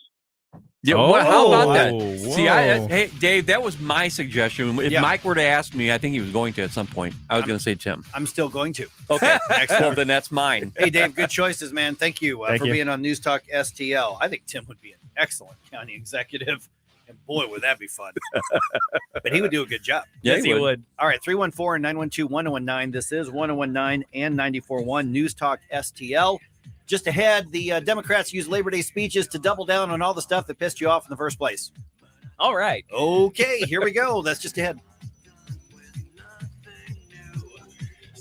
Get up, St. Louis. It's Mike Ferguson in the morning on News Talk STL. Free speech is alive and well in America. Sometimes it's hard to know what's real and what isn't. Right here. The country is heading in the wrong direction under this president. We're suffering shortages. America's running out of everything. News Talk STL. News, analysis, opinion. From the Newstalk STL newsroom, I'm Joey Vasovich. A state court judge on Friday ordered Republican Catherine Penner's name removed from the November 8th ballot in the race for St. Louis County executive. The move followed Penner's own petition to the court to have her name removed, court records show. 2 women and 1 man, all in their 40s, were stabbed outside Scooter's Restaurant and Bar in Muscoda, Illinois, early Sunday morning. The 37-year-old suspect was taken into custody and a knife was recovered at the scene. Planned Parenthood Great Plains, which operates abortion clinics in Missouri, Arkansas, Kansas, and Oklahoma, will be closed at least through September 12th. The president said the 1-week break would allow overworked staff to unwind, look inward, and prepare for what's next. A memorial sign honoring fallen St. Louis City police officer Tamaris Bohannon will soon be installed along Interstate 44 and Hampton Avenue. On Sunday, the Bohannon family hosted a memorial dedication and unveiling of the sign, approved unanimously by Missouri lawmakers last spring. The St. Louis Police Foundation is covering the cost of the sign, which will be installed at a later date. And in sports, the Cardinals opened their 4-game series against the Nationals last night with a 6-0 loss at Busch. The 2 teams play again tonight at 6:45 p.m. And Cardinals third baseman Nolan Arenado has been named the National League Player of the Month for the 2nd time this season. For in-depth coverage of these stories and more, go to NewstalkSTL.com. From the Michaels Flooring Outlet Traffic Center. This report is sponsored by Wendy's $5 Biggie Bag. Wendy's Biggie Bag, still just $5. Get a double-stacked junior bacon cheeseburger or a crispy chicken BLT. Plus 4-piece nuggets, small fries, and a small drink. Prices may be higher in Alaska and Hawaii. U.S. price and participation may vary. Accident eastbound 270 east of Warrenton, really jamming up traffic. There's a crash westbound 70 at 141, and then stop and go westbound 70 Bryan Road all the way to Wentzville Parkway. Bumper to bumper southbound 270 from Page to Ladue. Southbound 170 lines up between Delmar and 64. Roadwork stacks up east and westbound 64 at Illinois 161. You're starting to move better now westbound 64 at the Poplar Street Bridge, and a solid backup westbound 4064, 364 to I-70. I'm Tori Lyons from the News Talk STL Traffic Center. From the News Talk STL Weather Center. Little bit on the cloudy side and damp with some fog this morning and temperatures near 70 degrees, but not too bad this afternoon. Sunshine will be on the increase, will become partly cloudy and 82 degrees, just a slight chance of a spot shower. Sunny and dry tomorrow, morning low in the mid 60s and a high on Wednesday of 84 degrees. I am KMOB First Alert meteorologist Kent Earhart. Hey, Tim Jones here with Tony Colombo for our friends Rodney and Jen Wallner at the Wallner Home Selling Team. If you're thinking about taking advantage of the market and selling your home, don't wait. Call the Wallners now. Put St. Louis's #1 home selling team to work for you. Rodney and Jen have the experience and work ethic that sets them apart from all the rest. That's why they sell 15 times more homes per year than your typical realtor and have so many qualified buyers right now. They'll guarantee to obtain you an offer. The results, Tony, speak for themselves. That's right, Tim. In fact, I recently benefited from those results personally. My wife and I couldn't be happier with the job the Wallners did for us, selling our old home in less than 2 days for significantly more than we were asking for and finding us the perfect new home. Like so many others, we loved working with Rodney and Jen, the Wallner Home Selling Team with Berkshire Hathaway. So if you're thinking about selling your home, don't wait. Call the Wallners now at 314-810-SOLD. That's 314-810-SOLD. Vision Marketing and Promo is your one-stop image shop. Signs, banners, embroidery, print services, apparel, promotional products, and more. Just 2 blocks from 370 and Elm Street, Vision Marketing and Promo is fast and convenient, and our experts can help guide you through. Vision even offers customized graphic design to bring your ideas to life. Call today at 636-400-1500 or come see us at 3734 Elm Street in St. Charles. Vision Marketing and Promotions. Success starts with vision. Stay top of mind with your customers, stand out from the competition, and drive productivity with a podcast for your business from Epic STL Podcasts. Log on to NewstalkSTL.com and click on the Epic STL Podcast button to learn more. St. Louis's new choice for conservative talk. We need change in our country right now. Live and local. They clubbed us over the head for 2 years. Yep. You want corruption? This is how we get corruption. This is News Talk STL.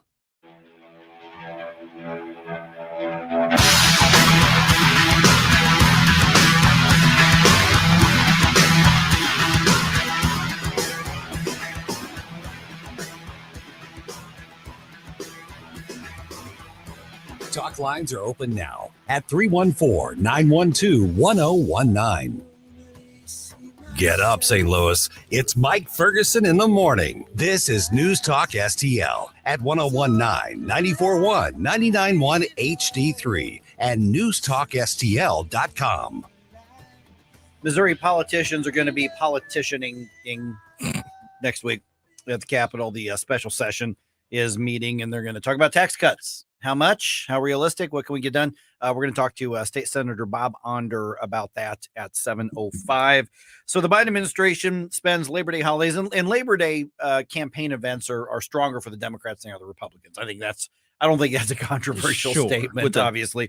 The labor relations idea. And all Absolutely. that stuff, And in Boston, the vice president was giving a speech and just doubling down on the massive spending. Remember, inflation.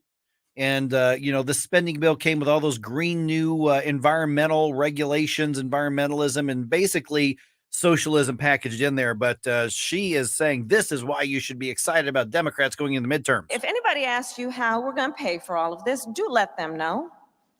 As promised, we will not raise taxes on anyone making less than $400,000 a year, but this will be paid for. Because you see, finally, our nation's largest corporations will now be required to pay their fair share. And that never gets passed. I'm sorry. That never gets passed on to the customers or the workers. Never. Why does she sound?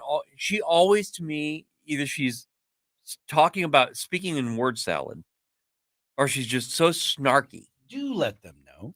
Yes, Do let them know. Talking down to people is kind of like her MO. Like, she always sounds like she's either, like you said, it's either the word salad because she's trying to escape the responsibility of her incompetency, or she is talking as though she's a guest on a kid's show on PBS, and she's trying to explain very basic concepts to all of the adults in the room, and it's the most infuriating thing. You were exactly right. Yeah, it's like that's my internal reaction every time I hear. It's like, I hate that lady.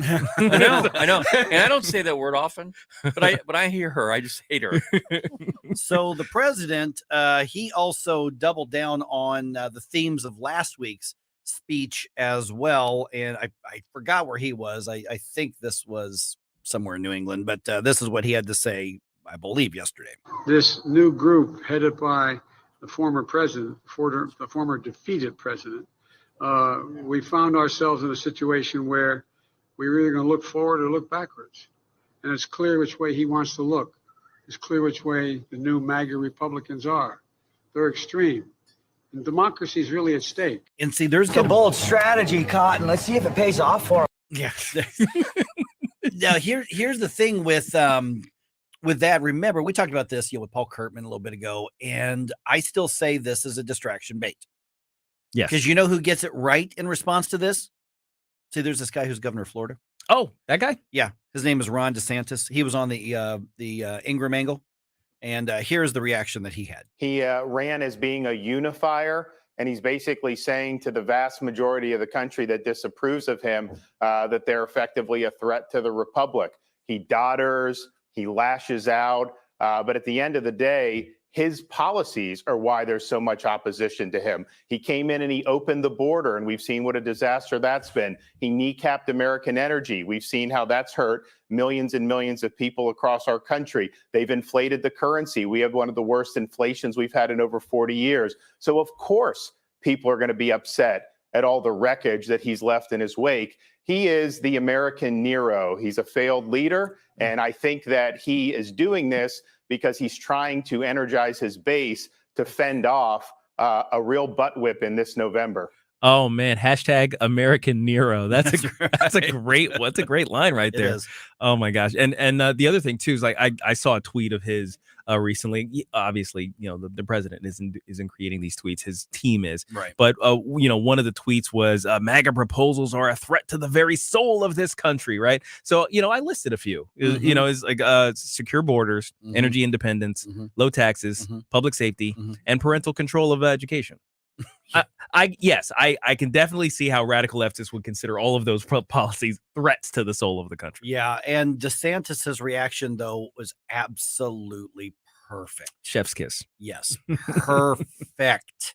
That's what happens is you remind people, why things are happening the way they're doing. You do not take the bait and make this year's elections about Donald Trump. Don't do that. That's the fight for 2024, 2022. Do not take that bait. That's my argument. No, and I agree. I agree with it. It shouldn't be about Donald Trump, but it's ingrained in the left has Donald Trump on the brain so badly. You can't. It's kind of unavoidable, but at the same time, you can actually comment about Joe Biden's reaction and not include Donald Trump, because what he's doing, I felt offended that he was attacking me. Sure. I wasn't even talking about Donald Trump. I'm talking about he attacked me. He wants you offended. That's what he. Well, he did offend me, but then I can turn around and immediately say, yeah, but Joe, what about inflation? What about all the other things that we can talk about? Exactly.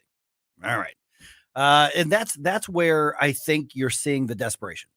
Yes, desperation is probably the right word to describe the Democrats right now. But if I were in the crisis mode, if I were a crisis campaign consultant or communications consultant, this is what I would have the Democrats do. If this is what I would tell them to do. Okay, you need people talking about anything other than what everybody agrees on, which is your policies suck. So the best thing you can do going into these elections is try to create that division again, or at least get people so disgusted that they're not going to show up to vote. That's the idea. And speaking of that, he talks about that he knows the will of the people when he has a 32%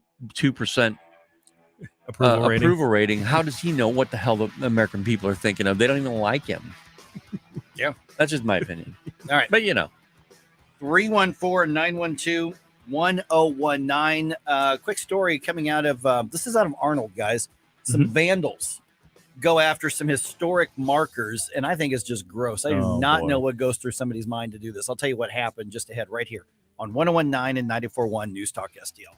Like and subscribe to us on Rumble, News Talk STL. For podcast articles and more, find us on NewstalkSTL.com.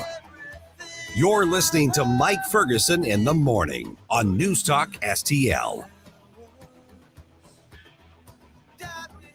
From the Michaels Flooring Outlet Traffic Center. This report is sponsored by Wendy's $5 Biggie Bag. Wendy's Biggie Bag, still just $5. Get a double stacked junior bacon cheeseburger or a crispy chicken BLT. Plus 4-piece nuggets, small fries, and a small drink. Prices may be higher in Alaska and Hawaii. U.S. price and participation may vary. Accident eastbound 270 east of Warrenton, really jamming up traffic. There's a crash westbound 70 at 141, and then stop and go westbound 70 Bryan Road all the way to Wentzville Parkway. Bumper to bumper southbound 270 from Page to Ladue. Southbound 170 lines up between Delmar and 64. Roadwork stacks up east and westbound 64 at Illinois 161. You're starting to move better now westbound 64 at the Poplar Street Bridge, and a solid backup westbound 4064, 364 to I-70. I'm Tori Lyons from the News Talk STL Traffic Center. This is News Talk STL. News, analysis, and opinion from the voices you know and trust. News Talk STL at 1019, 94.1, and NewstalkSTL.com. Newstalk STL is proud to have Doug Voss of Safe Money Radio as part of our lineup each week. Doug has been a staple on St. Louis radio for many years as one of the leading financial experts in the area. Doug and Safe Money Radio is on 3 times every weekend, but in case you miss anything, you can check it all out at DougVossSafeMoneyRadio.com or call 844-676-SAFE. That's 844-676-7233. Doug Voss is a registered representative. Securities offered through DHL Securities, LLLP. Member FINRA and SIPC. Now the O'Reilly Update brings you something you might not know. Bill O'Reilly, weeknights at 6:45. Brought to you by Gloria Lou Realty. Visit GLInternationalRealty.com. No spin, just facts, and always looking out for you. On Newstalk STL. This hour of Mike Ferguson in the Morning is brought to you by Stifel. Request a portfolio review from your Stifel financial advisor at stifel.com. That's STIFEL.com. News, analysis, opinion. Talk lines are open now at 314-912-1019. Get up. It's Mike Ferguson in the morning. This is News Talk STL at 1019, 94.1, 99.1 HD3 and NewstalkSTL.com. All right, the big conversation over who should be the Republican nominee for county executive in St. Louis. I think we're going to really dive into that at 7:35. But we're collecting some suggestions. We're going to get some in about 60 seconds here. Also, senseless vandalism, just heartless, senseless vandalism happened in Arnold. I'll tell you about that as well. I'm Mike Ferguson. It is coming up on 6:49. Got Gabe Pfeiffer here. Got Ken Williams here, and there is nobody you're going to talk to who can tell you about the importance of clear vision more than me right now. Obviously, having gone through an eye surgery because I had a detached retina. But thank God I went to Brenton Vision 6 or 8 months ago because the other eye is the one that Brenton Vision worked on. And if it were not for that, I would really be struggling. Guys, I'm not even sure I could get into work right now because of the work that Brenton Vision did. BrentonVision.com. Matter of fact, I went to have my follow-up exam on Friday, which I can very happily report was very, very encouraging. But one of the first things they did is they kept the cover over my left eye, which is the one that has had the problems I had to have the surgery on. My right eye, which is the one that Brenton did their laser correction on. They said, okay, can you read the letters on the board? It was 2020 right there. I went, yep. And I went, okay, well, that's enough of that. Now let's go ahead and look at the other eye because my vision was so clear that I am able to keep going right now, despite being blind in one eye, which hopefully is temporary. 314-375-2020. Okay, that's the number to call. 314-375-2020. Tell them you heard me talk about it on Newstalk STL. And I am telling you, while I talk about going to ball games and Forest Park and all of that's valuable, it really is. Right now, I understand better than anybody or better than at any other time in my life how crucial it is that you have crisp, clear vision. 314-375-2020. I cannot thank Jason Brenton and his team enough. We did not have any idea this was going to happen to my other eye, but thank God I went to Brenton Vision to get my to get this other eye, the one that's getting me by right now, done. It's just amazing the work that they do. BrentonVision.com for more information or call them at 314-375-2020 and set up your consultation. Find out what they can do for you. All right, just ahead here, senseless vandalism in Arnold, but we've got, was it Robin you said? Yeah. Yeah, okay, so Robin, you got some thoughts on the St. Louis County executives situation? Yes. Hi, Mike. Hello. Somebody mentioned Tim Jones, and I think after Eric Schmidt wins U.S. Senate, I think he should be appointed to Attorney General. So I'd rather him not run. Okay. For that. Rick Stream, he's such a great guy. He does a great job at the election board. I'd hate to see him leave that spot. Mm-hmm. But you mentioned Tim Fitch. I think he would be a great one to, he was drawn out of his district on purpose. And I think the reason is the effeminate Sam Page is afraid of him. I think he'd be a great one to run against him. And I will tell you, I'll give you a spoiler, Robin, that Tim Fitch is one of the two names that I'm going to offer at 7:35 as well.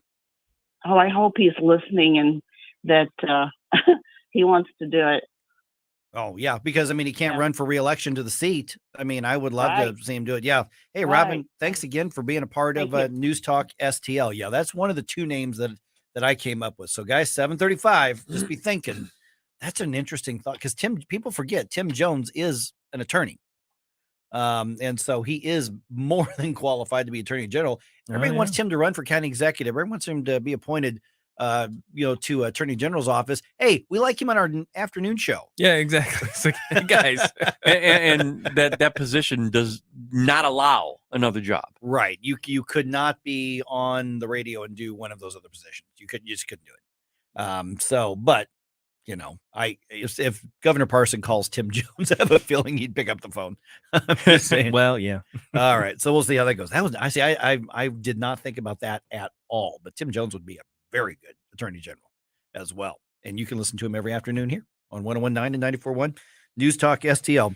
Okay. Over the last week, at some point, because this was discovered, I guess, over the last day or two, vandals went to the Richardson Cemetery in Arnold and just started knocking over and busting up headstones. This is an historic cemetery. I don't get this. The Arnold Historical Society, one of their folks found the damage over the weekend. And he's quoted as saying, his name's Wesley Jackson, quoted as saying, it's just a senseless act. There's so much history here, and it just shows a lack of respect for the ones who have passed. So there's really no answer as to why. It's just foolishness. Yep, that cemetery the cemetery has been around since before the Civil War. It's been around since the 1840s. And so for instance, one of the pioneers of Rock Township in Jeff County is one of the markers that was vandalized. So the police are investigating. I mean, it's going to be really hard to find anything on this. Some of these, I don't know exactly how many cemetery markers were broken up or damaged, but the pictures I saw with some of the news media on there were just disgusting. I mean, I have no idea what could possibly go through somebody's head to say, hey, I know it'll be fun. Mailbox baseball. Nope. Let's go desecrate somebody's grave, whether they've been there 2 days or whether they've been there, 150 years. Why? I've never understood destruction as entertainment. Yeah. I mean, not in that way. I mean, obviously, shooting a paper target, blowing something up in the sky that makes pretty colors, sure, aka fireworks. Yeah, that's fun. Destroying the Death Star, whatever. Yeah, exactly. Yeah. But that type of stuff, even the mailbox baseball, it's like I never understood that stuff. Okay, and none of our kids would ever think about doing that, and you know why? It's the way we raised them. Mm-hmm. I mean, it does start in the home. Right. I really do, and I know I say it a lot, but so many of the problems that we have with young people today, it starts in the home. They have no moral compass. They're, not all of them. I'm not saying all of them, but I'm saying when this type of thing happens, that's usually the case. It often is. We don't have any suspect info, but I suspect that you're right, Ken, that it's probably, some dumb kids that went out there. But at the same time, again, I'm kind of a history buff. I've had enough of my family members pass away. I've been to enough funerals of my friends that have died over the years. And I just see that as, something that culturally we used to just not be not something you would never touch. I mean, I'm trying to think of the person I can't stand the most in the world. And I would never think about desecrating their grave. Yeah. And I'd hate to tell them, guys, if you're at all, this is an outside chance here, but if you're listening right now, bad karma.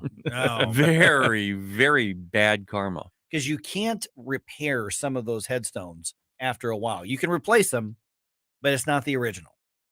You can't, you just can't. You can set them up next to each other, but I don't know how big the Arnold Historical Society is, but I suspect they don't have thousands and thousands of dollars laying around. So if you do want to help with something like that, they are taking donations to help some of the repairs and restore some of the damage that was done. So if you're interested in that, just go look them up. I'm sure they're on Facebook. I didn't check, but I'm sure they're on the web. I'm sure they're on Facebook, and you can find them and be a part of that.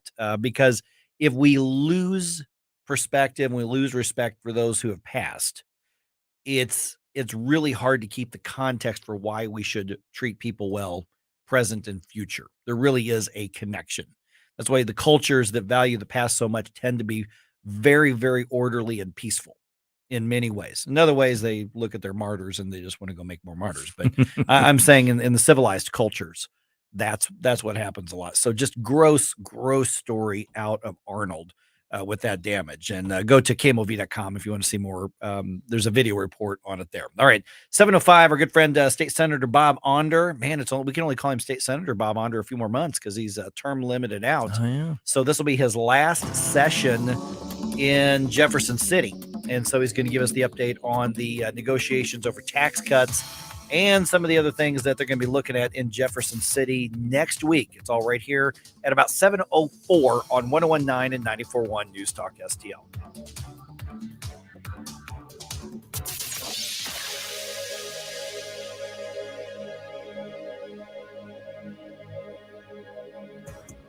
The Cardinals celebrate the newest pro sports team in town, STL City SC. On Saturday, September 17th, the Cardinals host the Reds. And that night, 25,000 fans, 16 and older, will take home a Cardinals soccer jersey presented by Wells Fargo Advisors. St. Louis is officially a soccer and baseball town. That's Saturday, September 17th. For tickets and more info, visit cardinals.com/promotions.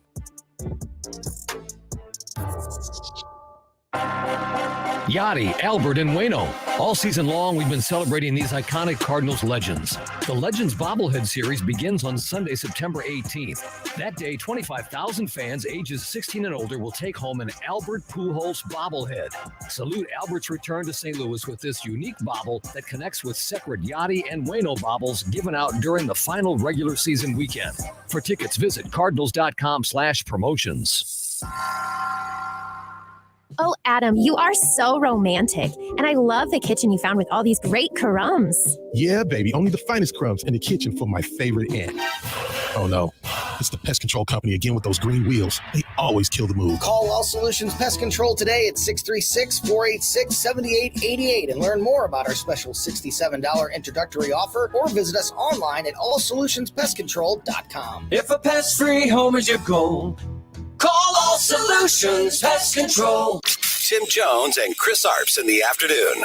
Between 2 and 4 million. That's a lot of people. Working age Americans are not currently working due to long COVID. Put that story, though, up against the other story that we've been seeing about this quiet quitting phenomenon. I saw that and I was like, man, is that new phenomenon? I've been doing that for decades. Gradually quietly quitting. It's like, yeah. I'm not going to give it 100 today. I'm going to give it 80. Oh, what's the big deal? Tim Jones and Chris Arps. Weekdays at 3:30 on News Talk STL. KLGY HD3 Clayton, K270BW Bellefonte, KNBS Bowling Green. This is News Talk STL at 101.9, 94.1, and always streaming at NewsTalkSTL.com. News this hour from townhall.com. I'm Rich Thomason. Lawyers for former President Trump and the Justice Department are facing a Friday deadline to submit a list of candidates, one of whom will be chosen to serve as a special master to review documents seized by the FBI in the Mar-a-Lago raid.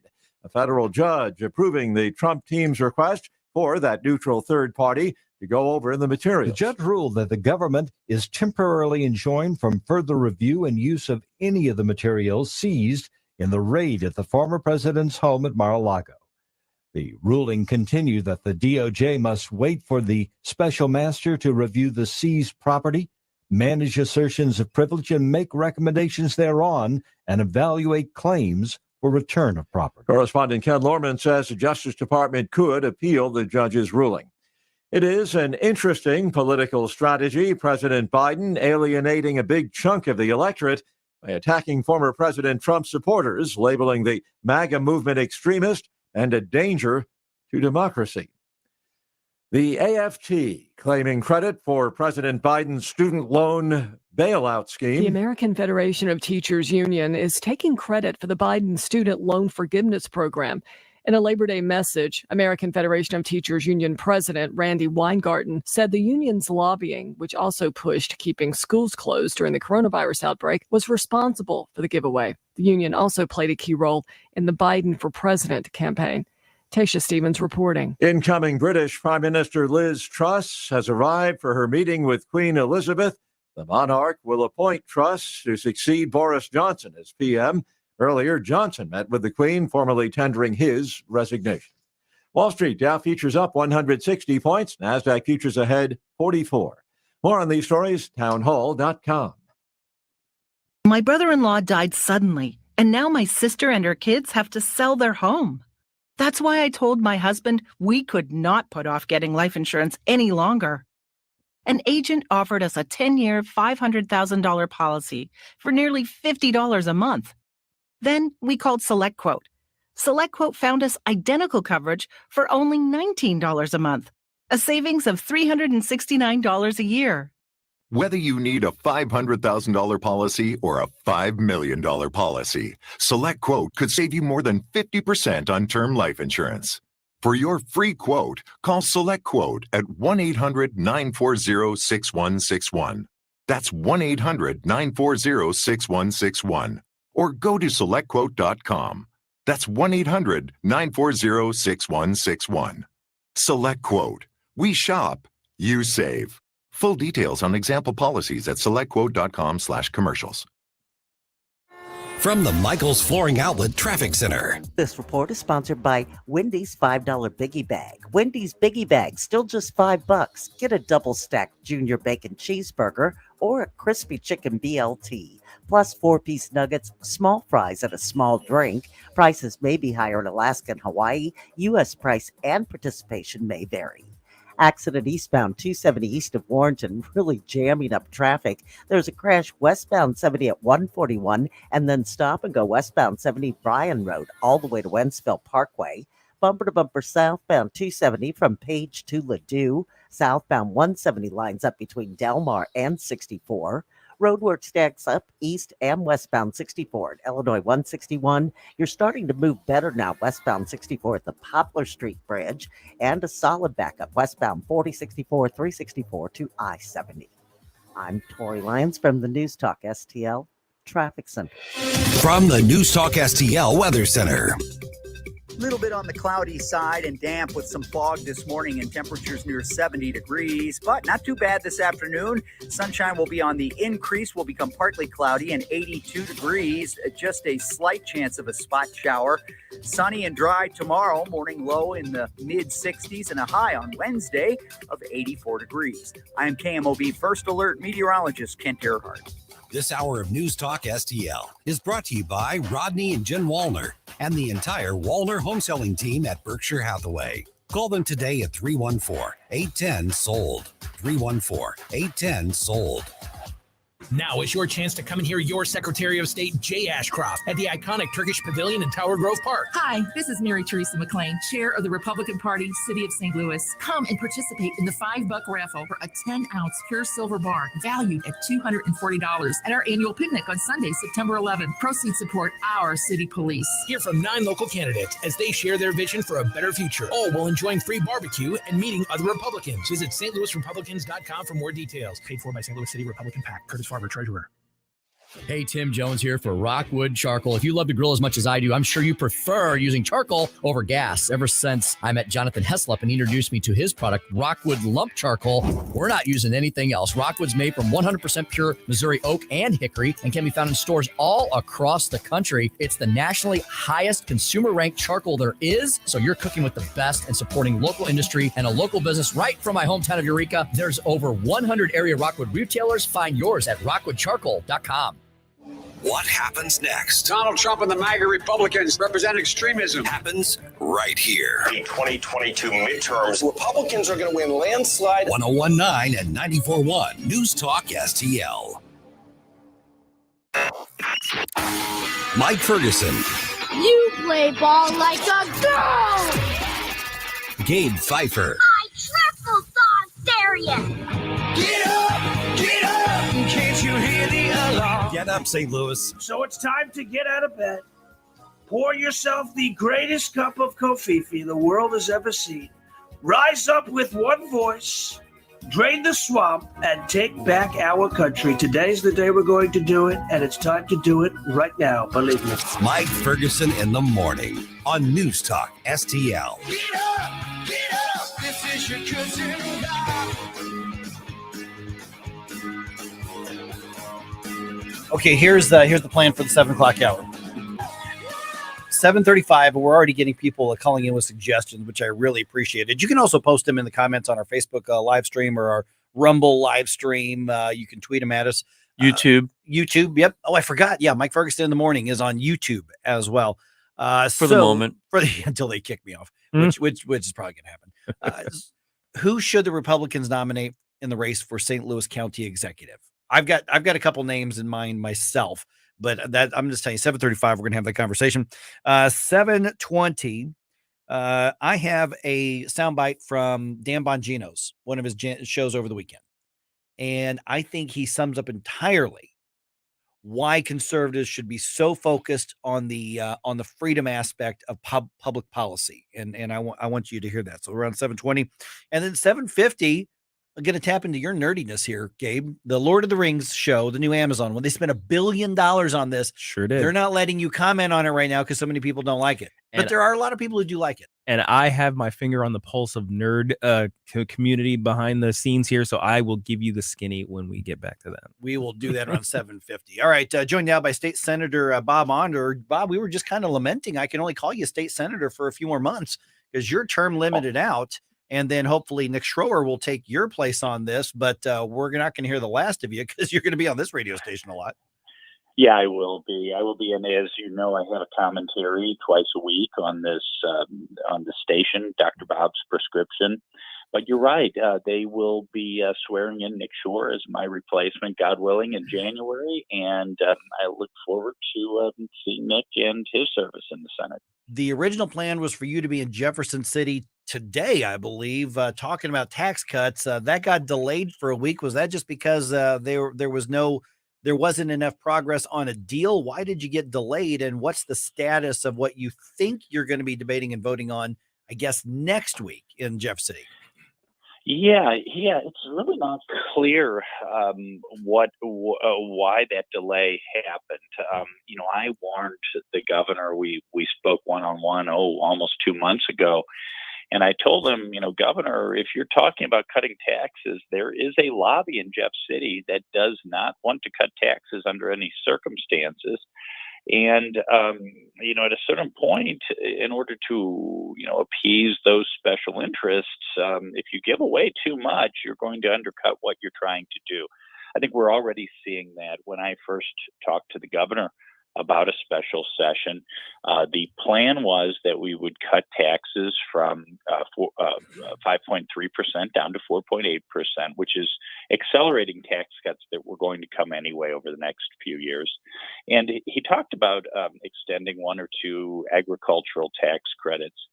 Instead, his call to special session called for the creation or extension of 11 tax credits. I'm just afraid some of the special interests have more in store for us. So, look, we should cut taxes. I would like to see us cut taxes much more aggressively than just moving up some tax credits that are tax cuts that are going to happen anyway. But yeah, I think deals are being made, but I'm not sure those deals are in the best interest of the state of Missouri. Good morning, Bob. Gabe here. Hey, Gabe. Hey, gosh, I just lost my question. Well, how about this? It just went right out of my head. You get that back. Yeah. It's very predictable, Bob, that I've already seen a couple of media stories that say, boy, some are very hesitant about this. And they're talking about those tried and true conservatives like Lincoln and Hoff. Yeah. Yeah, right. Well, not a conservative. Yeah. Yeah, well, that's very concerning because when I had a couple of members of the Conservative Caucus and I spoke to the governor about a week, 2 weeks ago, I suggested that the bill go through the Ways and Means Committee and that the chairman, Andrew Koenig, carry the tax cut bill. After all, tax bills usually go through Ways and Means. Of course, as you know, Andrew's a member of the Conservative Caucus and a tax cutter. Instead, Lincoln Huff, who has killed multiple tax cut bills in his own Fiscal Oversight Committee, has been named as the handler. That gave me a lot of pause. And remember, this is not the government's money. Missouri closed out its fiscal year with a surplus of $4.9 billion. That's not the government's money. It's either our tax money or it's money that's printed or borrowed from China that our kids and our grandkids are going to have to pay back. It's urgent that we give people back more of their own money. And again, I'd personally like to see a more aggressive tax cut bill. Bob, the devil's advocate position on this is that we would be in order to take this cut forward, we'd be taking advantage of one-time money that came from the federal government. How would you respond to that? Yeah, that is true. Some of that is true. A lot of that 4.9 billion is one-time money, although some of it is the economy rebounding back from the government-induced COVID recession.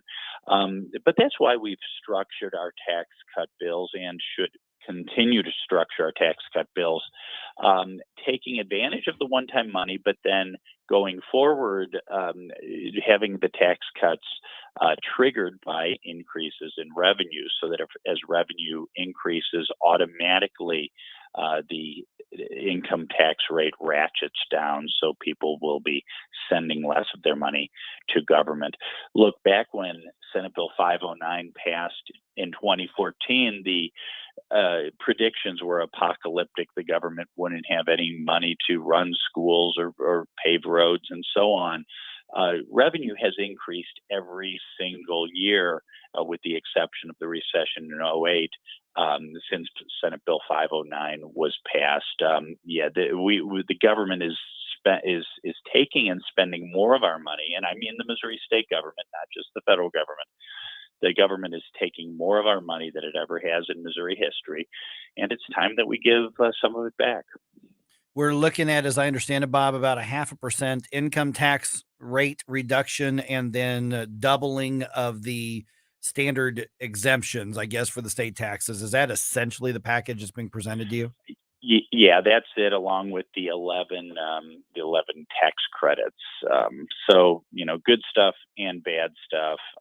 But what I would like to see, what I think is essential, is that the Senate Bill 509 automatic tax cuts, triggered by revenue increases, that those continue, because otherwise we would have to start from scratch on cutting and ratcheting down our income tax rate, and I think that would be a bad thing.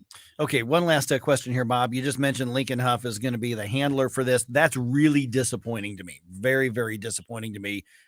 This may be one of the, if not the least conservative of the Republicans in the legislature.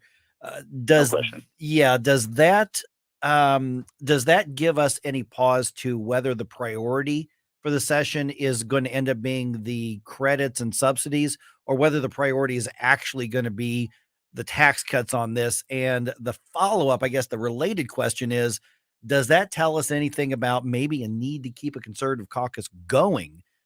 Since it, famously dissolved here a couple weeks ago because we thought we were making progress. Now I'm thinking, maybe we need the thorn in the side for the establishment still. Yeah, both very good points. Look, I honestly, that is my concern, that the tax cut will be an afterthought, and the tax credits, the corporate welfare, will be the principal thrust of the bill. And remember, what's in it for the left, for the non-tax cutters, for the Rhino Republicans, is that the Senate Bill 509 tax cuts go away. Now, they would have only brought us down to 4.8 anyway, but we could have extended them. But it's a lot harder to pass a whole new tax cut bill than it is to extend an existing tax cut bill. Look, the whole thing about the conservative caucus disbanding, the two outgoing senators, Senator Eric Burleson and I, were not consulted. It wasn't my idea. But regardless of whether there is a conservative caucus in name, there will continue to be a band of like-minded conservatives who will push for the policies they were elected on. The policies of the Missouri Republican Party platform, like cutting taxes, restoring parental control to education, grappling back some of the freedoms we lost during COVID, banning race and gender indoctrination, defunding Planned Parenthood. There will be members of the Missouri Senate committed to those things. And look, I think it's optimistic to think that the moderates and the rhinos will come along to our way of thinking, the positions of the Missouri Republican Party platform. But hey, we are going to be there, not me personally, but we conservatives are going to be there. We did very well in these elections in August, and there will be a conservative voice in the Missouri Senate, whether the rhinos like it or not. All right, State Senator Bob Onder, I'm going to be bugging you in probably another week or two as the special session wraps up as well to get your take on what actually happened or maybe didn't happen as well. Appreciate you being on. It will be fun. All right. Mike. 314-912-1019. By the way, if you want to connect with Bob Onder, we've tagged him on our social media. You can just find his social media there, connect with him there. All right, just ahead here. Solar panels. Real quick, a story on this, how effective they have been for one big company. So effective, they shut down their solar panel process. And then Dan Bongino really sums up what this is all about or what we need to keep in mind outside of any one issue, the big point, the main message. I want you to hear this starting around 7:21 on 101.9 and 94.1 News Talk STL. Had enough of this. Turn my eyes to your indifference. Stop it right now before you blow us all away. You wanna do that? Get up, can't you hear the alarm? Get up, this is your cousin. Get up, what are you waiting for? Get up, get up. Get up, St. Louis. It's Mike Ferguson in the morning. Made in St. Louis for St. Louis. It's News Talk STL. You want to give me more information? From the Michaels Flooring Outlet Traffic Center. This report is sponsored by Wendy's $5 Biggie Bag. Wendy's Biggie Bag, still just $5. Get a double stacked junior bacon cheeseburger or a crispy chicken BLT. Plus 4-piece nuggets, small fries, and a small drink. Prices may be higher in Alaska and Hawaii. U.S. price and participation may vary. Accident eastbound 270 east of Warrenton, really jamming up traffic. There's a crash westbound 70 at 141, and then stop and go westbound 70 Bryan Road all the way to Wentzville Parkway. Bumper to bumper southbound 270 from Page to Ladue. Southbound 170 lines up between Delmar and 64. Roadwork stacks up east and westbound 64 at Illinois 161. You're starting to move better now westbound 64 at the Poplar Street Bridge, and a solid backup westbound 4064, 364 to I-70. I'm Tori Lyons from the News Talk STL Traffic Center. Since 2007, the state of Missouri and local governments have handed out almost $5 billion in tax subsidies or abatements to private developers. That money could have gone to basic services like schools and public safety. And studies show these subsidies don't produce the promised jobs and growth. If developers want to build a sports stadium or shopping mall, why should they be given our tax dollars to do it? It's time to reform economic development subsidies. The Show Me message has been brought to you by Show Me Institute and Show Me Opportunity. Mike Ferguson is brought to you in part by Brenton Vision, where LASIK equals freedom. Call Brenton Vision at 314-375-2020 or go to BrentonVision.com today. Life insurance is one of those things that just about everybody needs, but few people actually have. Hey, if you die unexpectedly without life insurance, guess what? You'll leave your family with even a bigger mess. Life insurance will help replace your family's income. It'll help cover burial expenses. Life insurance can even help pay off debt like credit cards and medical bills. Life insurance can even pay for college. And if you own a business and you die, life insurance can help your business from collapsing. It can even help cover estate taxes. Life insurance has never been more affordable and needed. Plus, you can always shop around even if you have a plan and save some money. So call the Life Insurance Quote Line right now for free pricing information. 800-979-3060. 800-979-3060. 800-979-3060. That's 800-979-3060. Fox News commentary. The August jobs report was slightly better than expected, but not nearly as tremendous as the White House press secretary would have you believe. I'm Tommy Lahren. More next. With each mortgage-free home, the Tunnel to Towers Foundation delivers on its promise to do good and never forget the sacrifices of America's heroes. These heroes need your help. That's Gold Star and fallen first responder families with young children, our nation's most catastrophically injured first responders and veterans, and even our homeless service members. Help these heroes now. Donate $11 a month to Tunnel to Towers at T2T.org. That's T, the number 2, T.org.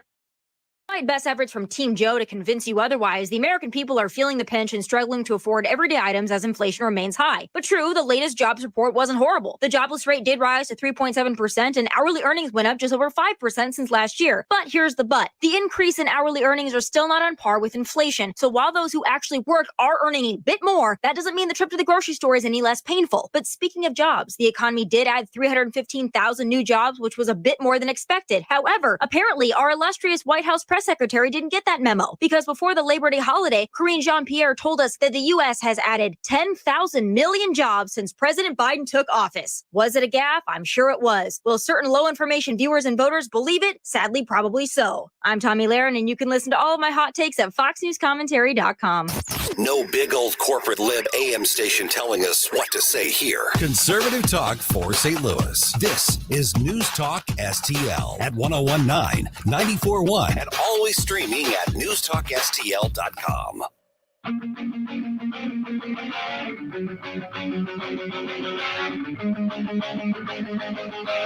Talk lines are open now at 314-912-1019.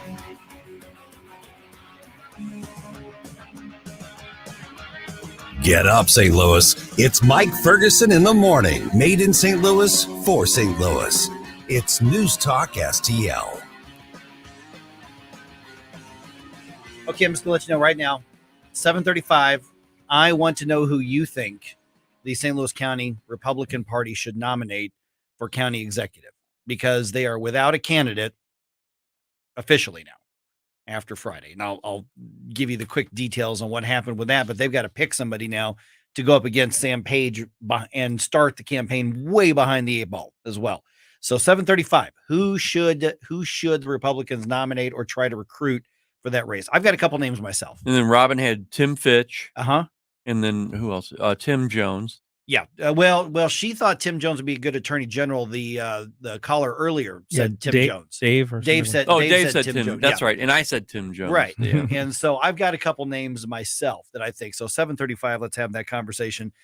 Get this. This is really interesting to me. A major company having problems with their renewable energy investments. No kidding. Yeah. Fox News' John Saucier explains what's going on. Amazon has a number of solar panel setups on top of their facilities, but has also seen a number of fires break out. Internal documents obtained by CNBC show there have been fires at 6 sites across North America that have solar installations. A fire in June of last year in Maryland caused an estimated $500,000 in damages.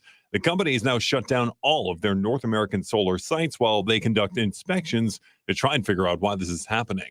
John Saucier, Fox News. Okay, so essentially we're not at the causation part of an investigation. Right. We're at the correlation part. We're at the correlation part, but your solar panel system keeps catching on fire. That's kind of a problem. What the heck? Yeah, I saw that story and I'm like, well, wait a minute. I'm thinking about getting those. Yeah, really? I don't know. Maybe not. I don't know. Oh, man. And I guess you could probably buy them on Amazon, but Amazon's not even using theirs. Yeah, and you got to think the level, the number that they're using, the size of their program, it has to have something to do with them overheating. Who knows? Yeah, it could be. I mean, could be. I don't know. Could be. I mean, I'm not anti-solar panel, just to let you know. No, I'm not a great anti-solar idea. panel. And once they are developed and they evolve into a really effective energy thing, I think there's a great place for them. They're just not there yet. They're just not on a mass scale. They're just not there yet. Yeah. I think. I mean, I'm glad we're using it. I'm glad we're researching it. I'm glad we're developing other sources of energy. I am one of those who say our energy policy should be all of the above. If the natural resources are there, use them. No reason not to. But yeah, Amazon quietly saying, yeah, let's not make a big deal about this. And then the news comes out that they had to shut down all of their solar panels. Which it's like $20,000 a month per location Oh, that is it they're really? losing. Yeah. Ooh. Well, think about it. I mean, they're spending about that much for their electricity that they're using, that they've actually replaced with those. Oh, I didn't know that. Yeah. Yeah. Oh, interesting. So we'll see what reports follow up on this. I'm not going to hold my breath. There's going to be a lot of them. There's a lot of special interest that do not want that in the news. So at least we brought it to you. All right. It is 7:27. Got Gabe here. Got Ken here. I'm Mike Ferguson. Going through the different, takes. I'm looking at, obviously the Biden administration, various members of the Biden administration, including the president and the vice president, are out over Labor Day weekend giving speech to, at political rallies. And, they're trying to really, double down and try to get people excited about, their big spending plan and look at all the free goodies we've got. Never mind all the debt, never mind all the inflation and all the programs and everything they're doing for us or to us. And much of that has to do with the environmental regulations in the first place. That was such a contentious part of all this debate. Well, Dan Bongino on his show on Fox had a great monologue the other day. And I just grabbed a small piece of it because one part is when you boil it all down to, when you look at the policy, you look at the taxes, you look at the regulations, look at the environmental crap, you look at all of this other stuff, it all comes down to the basic infrastructure that government should be involved in. And that is our freedom. And I think Bongino has a good reminder for everybody who's involved with, fighting the good fight. Folks, when the government makes a decision for you, whether about your health care, your education, your taxes, your money, where you can travel, what kind of car you can buy, you don't make that decision yourself. That's not misfeasance, it's malfeasance because they stole from you. They stole from you the opportunity to make your own money, to make your own healthcare decisions, to choose where your kids go to school. They stole from you. I think that is an excellent point. And you may say, nobody's telling you what car you can buy and you can't. Oh, really? In California, they just passed and signed into law a bill that says after year 35 or something like that, that you're not allowed to buy a new gas-powered car. It has to be electric vehicle on there. So we do have governments doing this. Healthcare, do we need to talk about how our choices have been taken away by big government in the name of, helping us? So Bongino's got that reminder, which you can hear him, every day on our 101.9 signal from 11 to 2 o'clock. And that is what it's all about. It's not about our big government proposals or better than your big government proposals. This is about where should government be in our lives? And the answer is as little as absolutely possible. Oh yeah, and there are lots of ways that the government intrudes that you wouldn't even be aware of because of their very tiny regulations that adjust this industry or that industry. Governments actually have shaped the way all of our cars look, and most people don't know it.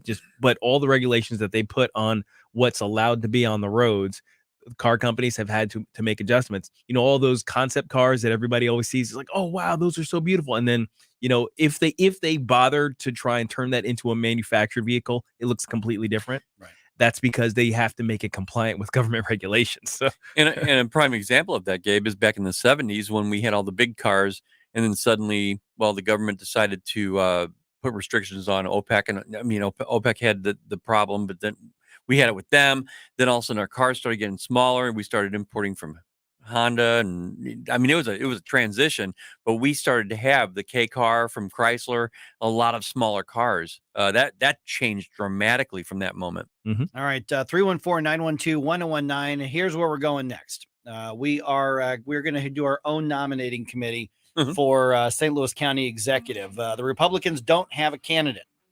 Literally, they don't have a candidate right now. Catherine Pinner withdrew. She was in, she's out, she's in, she's out, but now she's out permanently. So now they've got less than 2 weeks to pick a nominee. Who should it be? I've got a couple ideas. I want to know your ideas. 314-912-1019. This is 1019 and 94.1 News Talk STL.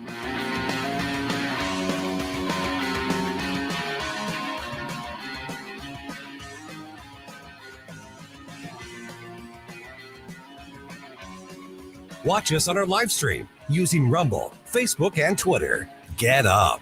It's Mike Ferguson in the morning. This is News Talk STL at 1019, 94.1, 99.1 HD3 and NewstalkSTL.com. Now the neighborhood's cracking St. Louis's new choice for conservative talk. I think they're trying to attack the American people. Live and local. Jake, Mike, Ken, you guys are my morning cup of mental coffee. I love the show. Definitely a convert from the old one. This is News Talk STL.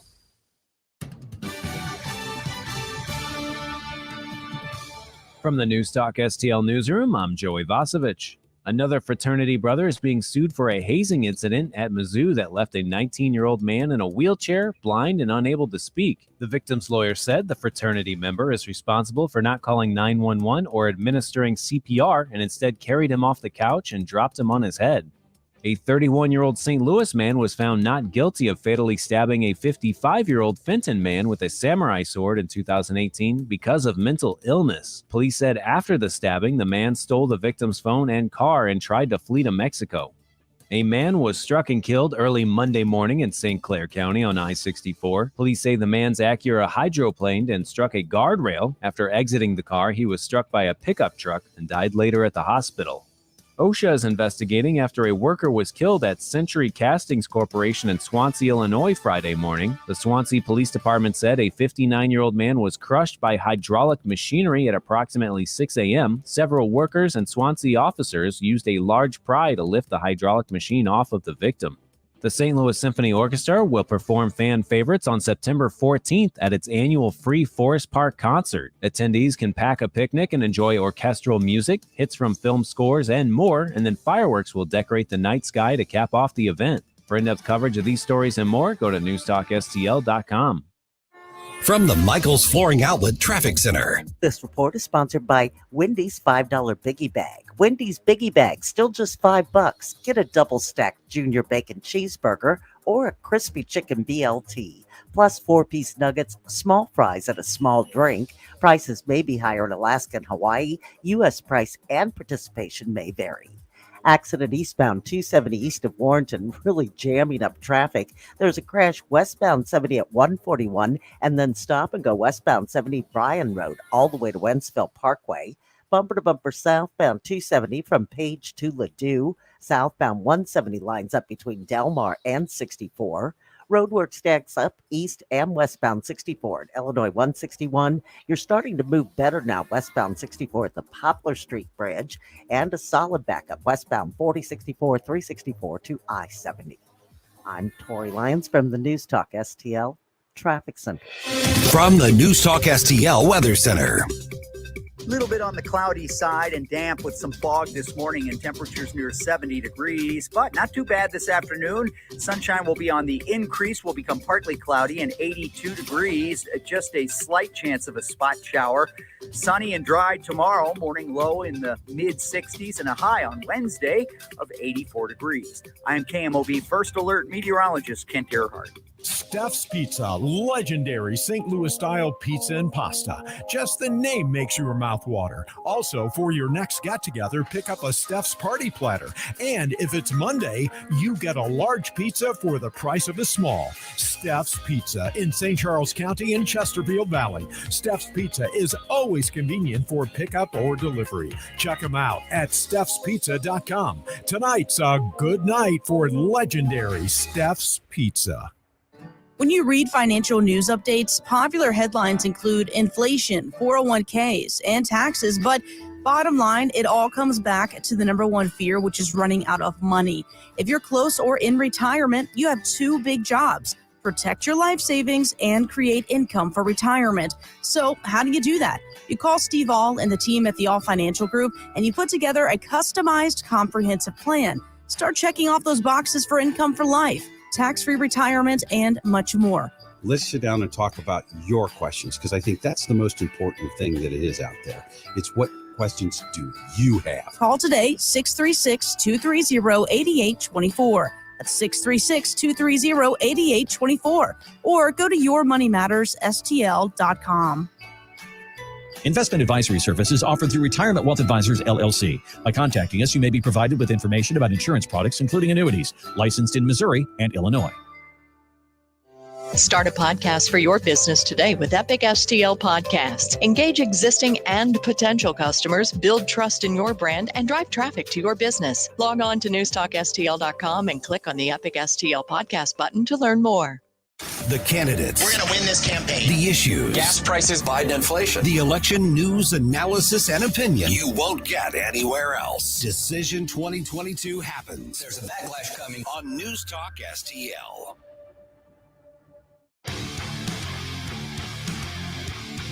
Talk lines are open now at 314-912-1019. You are beautiful on the inside. You are innocence personified. Get up, St. Louis. It's Mike Ferguson in the morning on News Talk STL. Back to square one, guys. Oh, yeah? Yep. Okay, so on Friday, and it was in the news, but everybody was checked out for Labor Day. The St. Louis County Republican nominee for executive changed her mind again, and this time made it final. She went to court and asked a judge to remove her name off the ballot for November elections, and the judge said yes, and so Catherine Pinner is no longer a candidate for St. Louis County executive. So the 15-second version of this is, the Republican Party voted. I mean, honestly, let's be honest. They voted against Shemed Dogan. Mm-hmm. Catherine Pinner was the other person on the ballot. So she gets nomination. She's not a real candidate. She has no clue what she's doing. She's in about 50 feet over her head. And she meets with Republicans and they're like, whoa, we need you to step up. And so she told them she would take her name off the ballot. Then she changed her mind and posted online that she was going to stay on the ballot. And then a day or two later, she goes into court and takes her name off the ballot. So she's yesterday's news. Now the Republicans have less than 2 weeks to pick a nominee to run against Sam Page, who has hundreds of thousands of dollars in his campaign coffers in a county that leans Democratic pretty distinctly anyway. In a normal circumstance, St. Louis County is not out of reach for a good Republican candidate. Yeah. But it's going to be really hard. So who should be the nominee? If we are the nominating committee, let's make the News Talk STL nominating committee. Who should we have? Who should they pick? And anybody else, 314-912-1019, 314-912-1019. Let us know what you think. Yep. Okay. So I know we've got somebody, but let's start with Ken. Who would you pick? Well, I don't want him to leave our shows, but I said Tim Jones. Tim Jones would be be one. He would be an excellent county executive. He really would. But that he shouldn't leave though. No, that's right. So I would like Andrew Koenig, but I'm not sure if he's going to be done with his term as a state senator by then. He is up for election again in 2024. Right. So he could run, and if he does not win, then he could still stay a state senator through the rest of his term. Well, there's some way to go with that.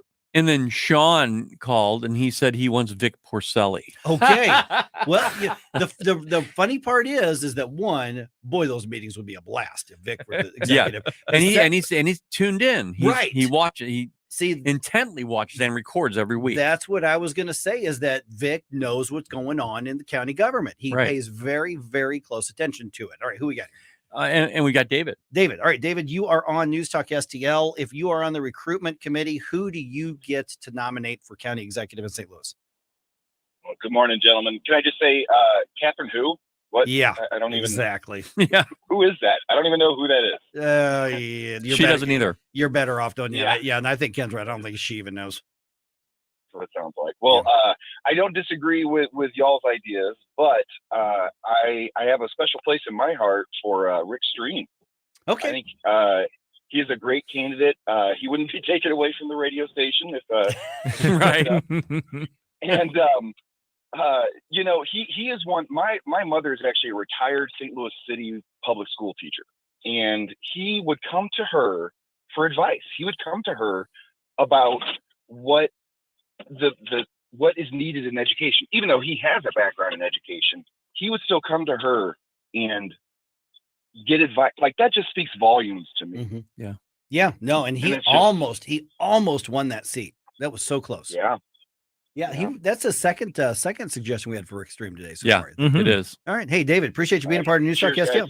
All right. Thanks, David. Thank you. My two names, and I know somebody else, I think Robin or somebody else said it, but Tim Fitch. Mm-hmm. I think she said Tim Fitch. So I agree with Robin on that. Tim Fitch is very effective on the county council, so much so that coincidentally, when they redrew the district lines, that Tim Fitch's house was drawn out of his own district. That's pretty odd. And so Tim Fitch would be my one choice. The other name that came to mind was Eureka Mayor Sean Flower. Oh, yeah. Because if you want the opposite of Sam Page, Tim Fitch and Sean Flower Right. are the opposite of Sam Page. Now, here are the pros on this.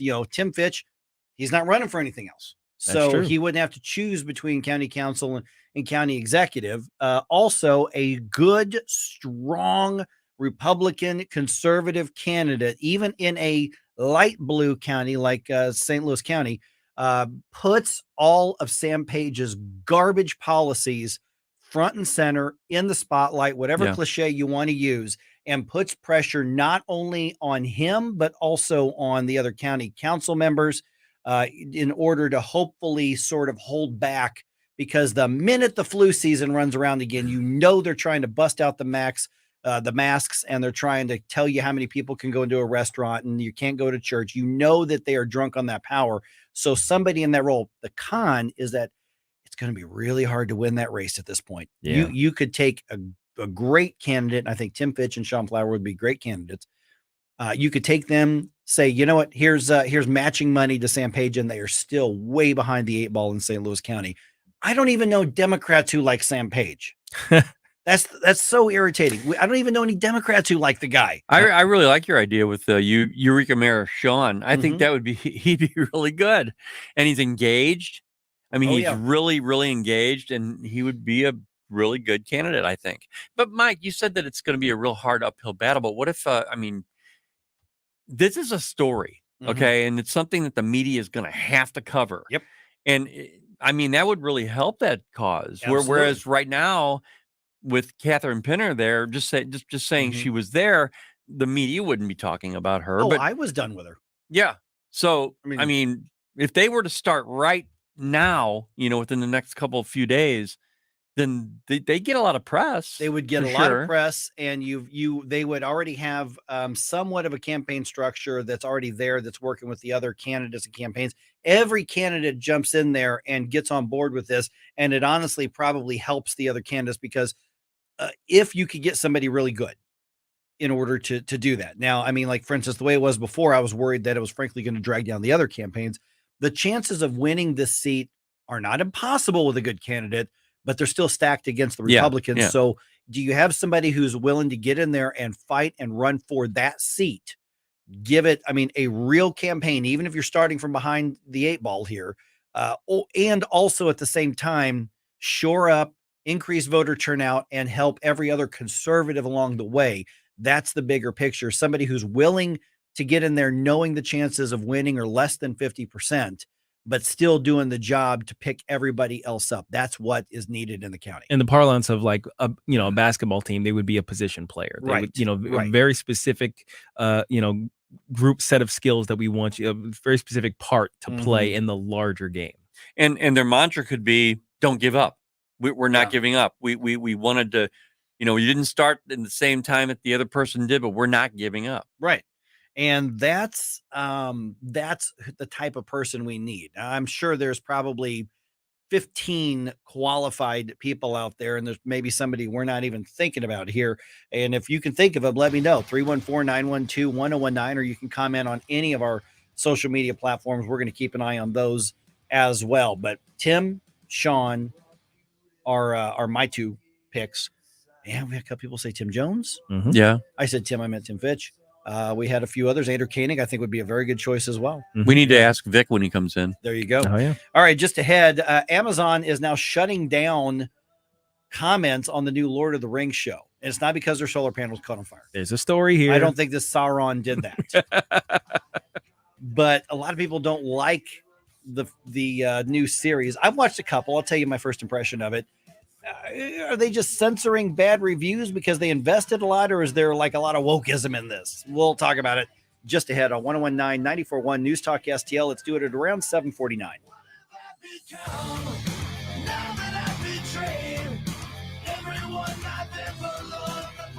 For podcasts, articles, and more, find us on NewstalkSTL.com. Get up, St. Louis. It's Mike Ferguson in the morning. Made in St. Louis for St. Louis. It's News Talk STL. From the Michaels Flooring Outlet Traffic Center. This report is sponsored by Wendy's $5 Biggie Bag. Wendy's Biggie Bag, still just $5. Get a double stacked junior bacon cheeseburger or a crispy chicken BLT. Plus 4-piece nuggets, small fries, and a small drink. Prices may be higher in Alaska and Hawaii. U.S. price and participation may vary. Accident eastbound 270 east of Warrenton, really jamming up traffic. There's a crash westbound 70 at 141, and then stop and go westbound 70 Bryan Road all the way to Wentzville Parkway. Bumper to bumper southbound 270 from Page to Ladue. Southbound 170 lines up between Delmar and 64. Roadwork stacks up east and westbound 64 at Illinois 161. You're starting to move better now westbound 64 at the Poplar Street Bridge, and a solid backup westbound 4064, 364 to I-70. I'm Tori Lyons from the News Talk STL Traffic Center. The Vic Porcelli Show. Hey, we got the day off Monday. Enjoy your Labor Day. We got a best of show coming. And then Tuesday at 10:05, we'll ask Nick Schroer about the postponement of the special legislative session. Weekday mornings at 9 on News Talk STL. From home improvement to replacement, do-it-yourself electrical projects can be shocking. That's where Grasser Electric can help. They've been lighting up St. Louis for years. From ceiling fans and dimmer switches to repair or replacing your electric. No job is too big or too small for your home or business. Grasser Electric will even install emergency backup generators. So call Grasser Electric today before the sparks start to fly. 636-441-5200 or go to grasserelectric.com. In times of economic uncertainty and chaos, your money means nothing. You may not even be able to get it from your bank or ATM. And the money you do have in the stock market will go down and down. What you can bank on is gold and silver. Gold and silver have been a reliable and trusted form of currency for thousands of years. Gold and silver have never been worth zero, and typically gold holds its value during economic turmoil. Call the Gold Hotline now and learn how to protect your money and your assets with gold and silver. And learn how to set up a new IRA or roll over your current one into a gold-backed IRA. Protect your money from the next market crash with gold and silver. Call now for your free gold guide. 800-281-4224. 800-281-4224. 800-281-4224. That's 800-281-4224. The news and talk that matters to St. Louis. It's fund the police. News, analysis, opinion. The hypocrisy of the left is on full display. 101.9 and 94.1 News Talk STL.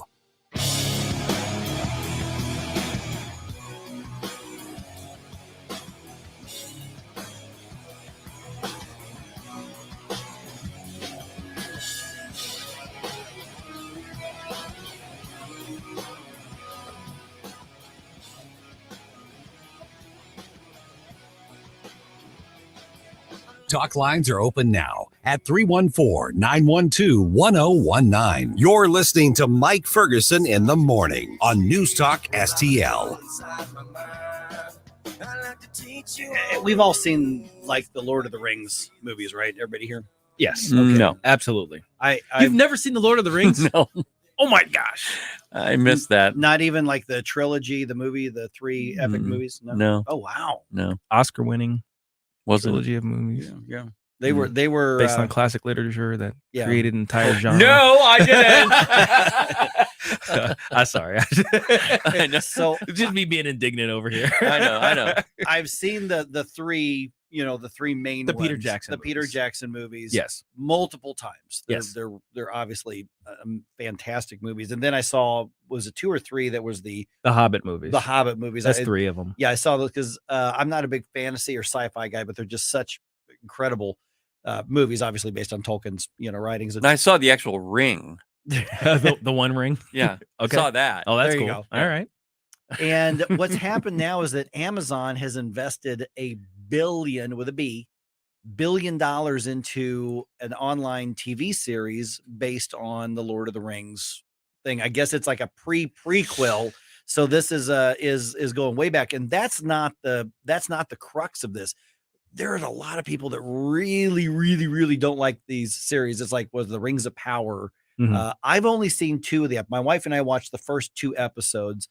I haven't decided whether I like them or not, but I've decided that this could be good. So I'm going to stick with it for another episode or so and see how it goes.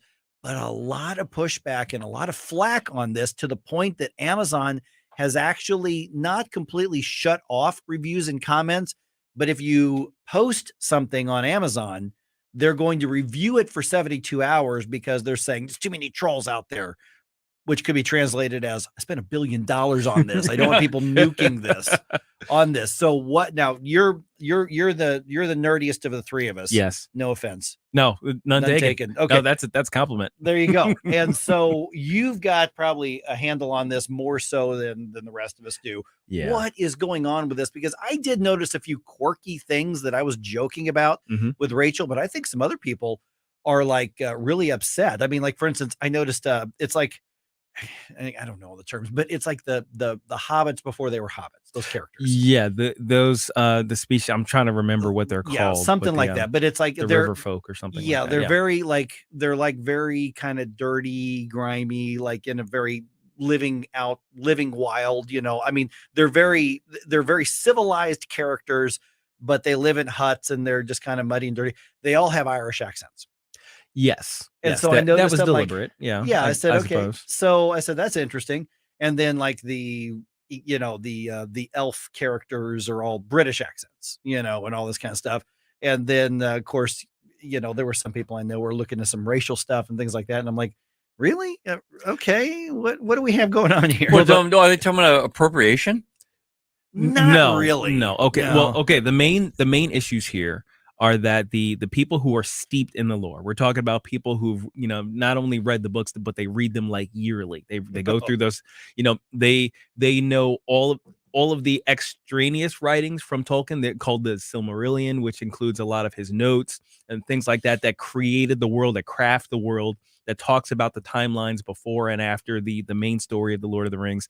All those people who are steeped in that stuff and have been living it out, online communities for decades and decades, they don't see the world of Middle Earth reflected in the Rings of Power. Yeah. There are a lot of things if, that have been if changed. you want to meet these people, go on dating apps because they're all single. Now of course this takes a well, actually, Mike, they marry each other. But and Gabe's married. That's how we got hobbits. Yeah, exactly. But yes, us nerds find each other. But the thing about the racial aspect of this is that the world of Middle Earth is very clearly and distinctly described in Tolkien's works. Elves are fair skinned. That's what he created. So a black elf, which is like one of the main characters, doesn't make sense to someone who is steeped in the lore of Tolkien. All of the dark-skinned people of Middle Earth live in they're like the Haradrim, or they live in the southern area of that map that you see occasionally, or the Easterlings. I think they look would be more like the Asiatic peoples, things like that. So there are places where they could be, but what they simply did was race swap people in these other communities. So of course, we don't like the woke stuff, and the Tolkienites, the people who follow Tolkien very, very closely, they are one of the most diehard of all of the various fandoms. Like all of us fandoms, we don't like when you mess with the lore of our worlds, because they're supposed to be consistent. Like that's one of the things that really draws us in. Like when Luke Skywalker says, "Live long and prosper." You see, that was the yeah, exactly. Nanu.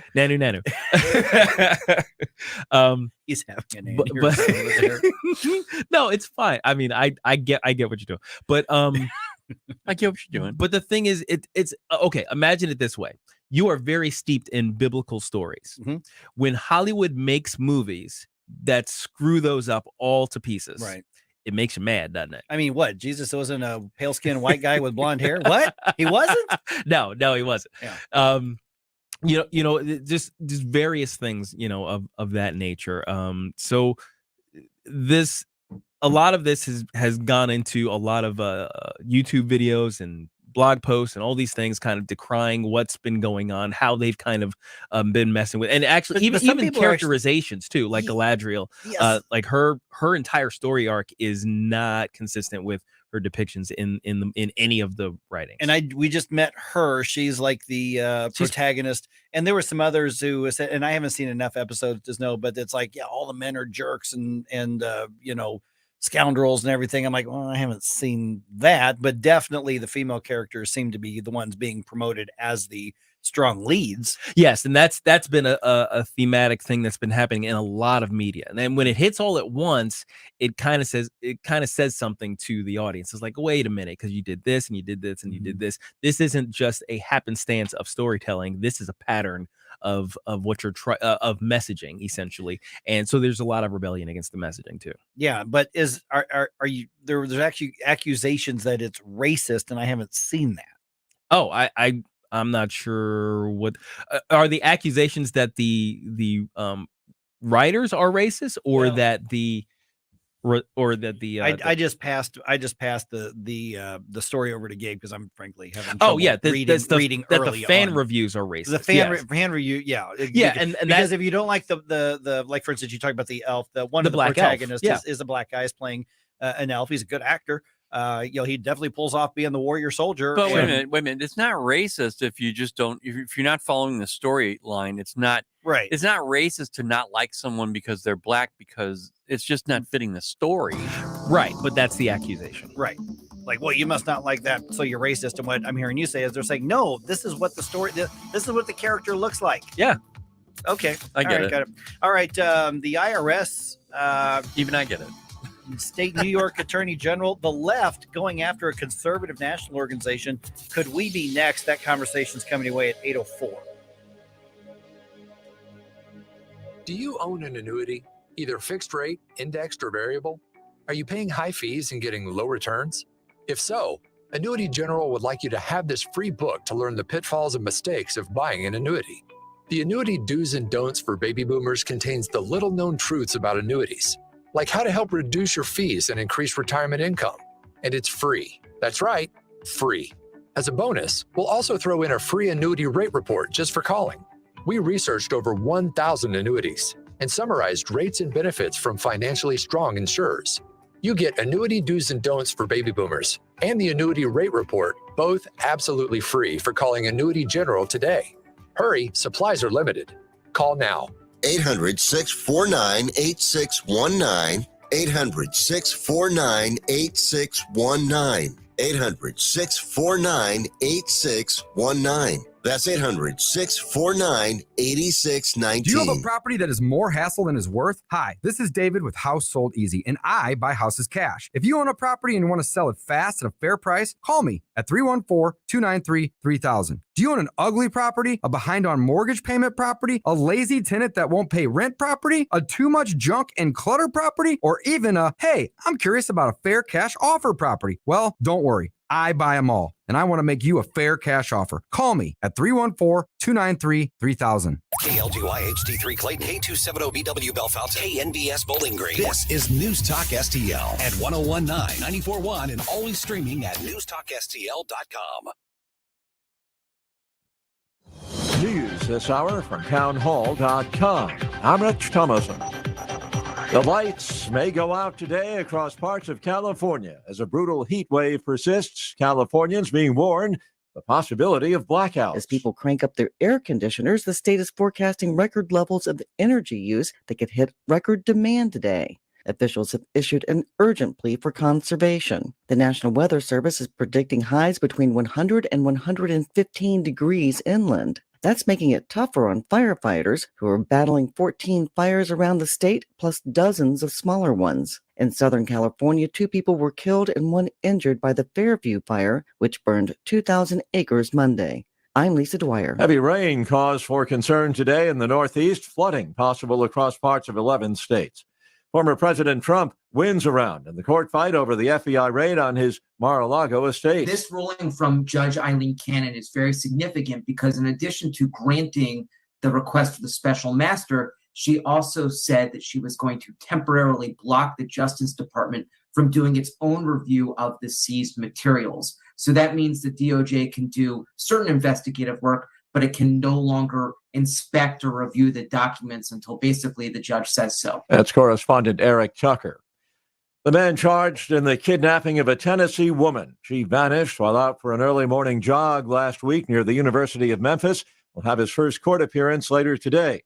38-year-old Cleotha Abston was arrested after police detected his DNA on a pair of sandals found near where Eliza Fletcher was last seen.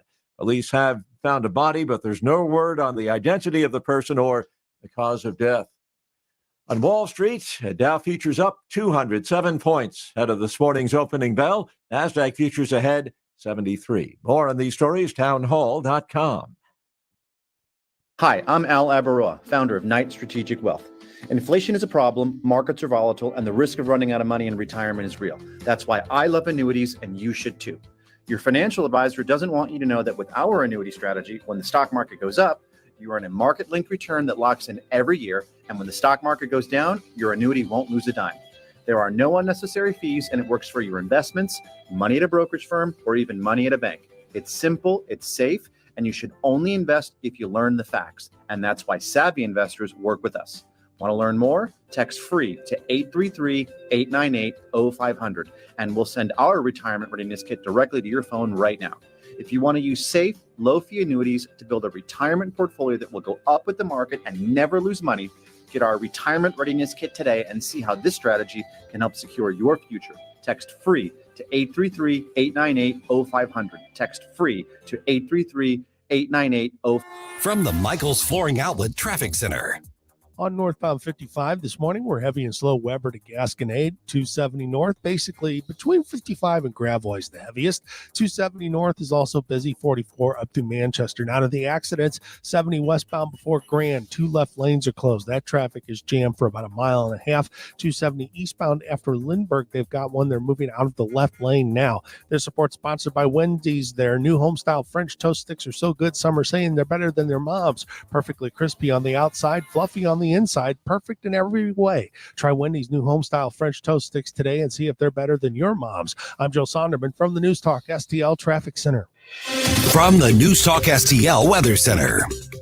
A little bit on the cloudy side and damp with some fog this morning and temperatures near 70 degrees, but not too bad this afternoon. Sunshine will be on the increase, will become partly cloudy and 82 degrees, just a slight chance of a spot shower. Sunny and dry tomorrow, morning low in the mid 60s and a high on Wednesday of 84 degrees. I am KMOV First Alert meteorologist Kent Earhart. This hour of News Talk STL brought to you by All Solutions Pest Control, 636-486-7888. Or visit them at allsolutionspestcontrol.com. If a pest-free home is your goal, call All Solutions Pest Control. Hey, Columbo here for our family dentist, Dr. Matt Boscia at New Creation Dental Care, a one-stop solution for all your family's dental needs, including braces. Dr. Boscia uses the My Forever Smile Braces system, which straightens teeth many times in less than a year for half the price of traditional braces. Traditional braces or Invisalign can cost $6,000 or more, but Dr. Boscia only charges $29.98 for My Forever Smile, and incentives and insurance can lower the price even more. Plus, New Creation offers in-office financing.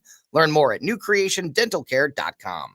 The Vic Porcelli Show. She's a great conservative author, film producer, Nina May. And I keep telling my liberal friends, I say, you think you're going to escape this? No, this is exactly what totalitarian governments do. They start with the low-hanging fruit, and then they're going to go after you because they can't trust you. No, we're going to have to line you guys up against the wall and shoot you. Wow. You have liberal friends? Vic Porcelli, live and local weekday mornings at 9 on News Talk STL. Talk radio made in St. Louis for St. Louis. This is News Talk STL. Our responsibility. News, analysis, and opinion. To provide updated guidance. At 1019, 94.1, and NewstalkSTL.com. Mike Ferguson. I have come here to chew bubblegum and kick ass. And I'm all out of bubblegum. Gabe Pfeiffer. We have a hope. Get up, in case you hear the alarm. Get up. What do you call a genius in President Biden's Homeland Security Department? a visitor. Mike Ferguson in the morning on News Talk STL. Get up, in case you hear the alarm. Get up. When it comes to our personal information, you always have to be careful, of course. We do segments on that on this program quite often, how to protect your personal information, your financial information, and sometimes you just take risks that there's going to be a leak. I mean, even one of the credit bureaus is under hot water right now because they had a leak of a lot of personal information, and even social media has been a place where bad guys can get that stuff.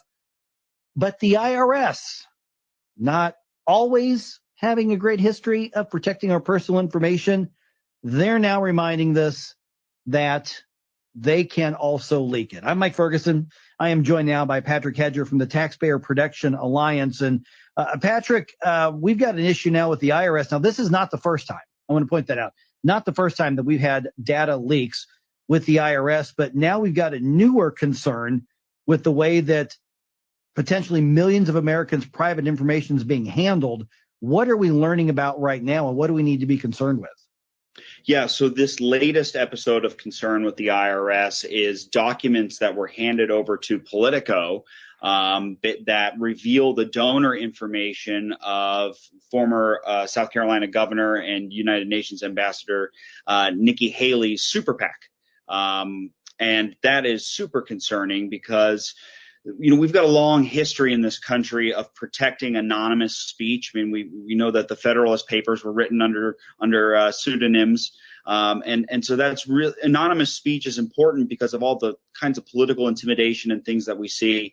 And there's a long history of protecting anonymous speech. So when you have the IRS, the only people that would have had access to this donor information, when that information leaves the IRS and ends up in the hands of journalists, not showing any sort of wrongdoing, just the names of the donors, that's extremely concerning. And I think it's intended to send a chilling effect to those donors. Well, somebody may say, Patrick, okay, but if you're making donations to politics, then we want to know, and good for the reporters for getting the information. You're talking about a chilling effect. What do you mean by that? Why should somebody who is liberal be concerned about Stand for America, Nikki Haley's organization, being caught up in this kind of activity?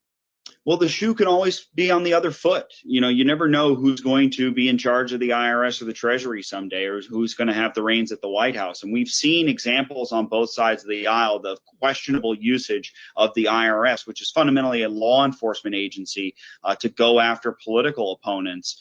This dates back to Nixon on the right. You have some questionable examples even under the Trump administration, but you also look and saw what happened under the Obama administration with the IRS going after conservative nonprofits and donors for additional auditing.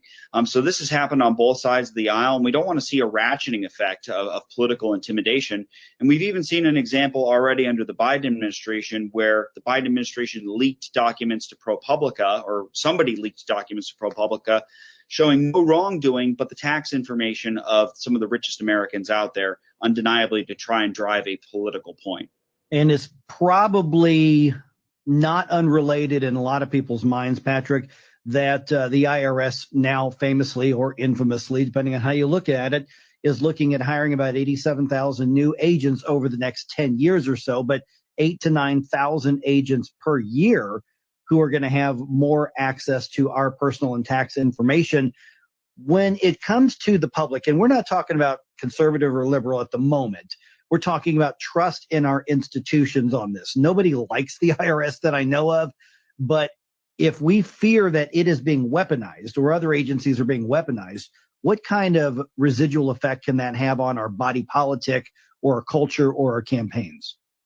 Yeah, it becomes very ugly, and it sets a nasty precedent going forward for weaponization of other law enforcement agencies and other regulatory agencies. So that's super concerning.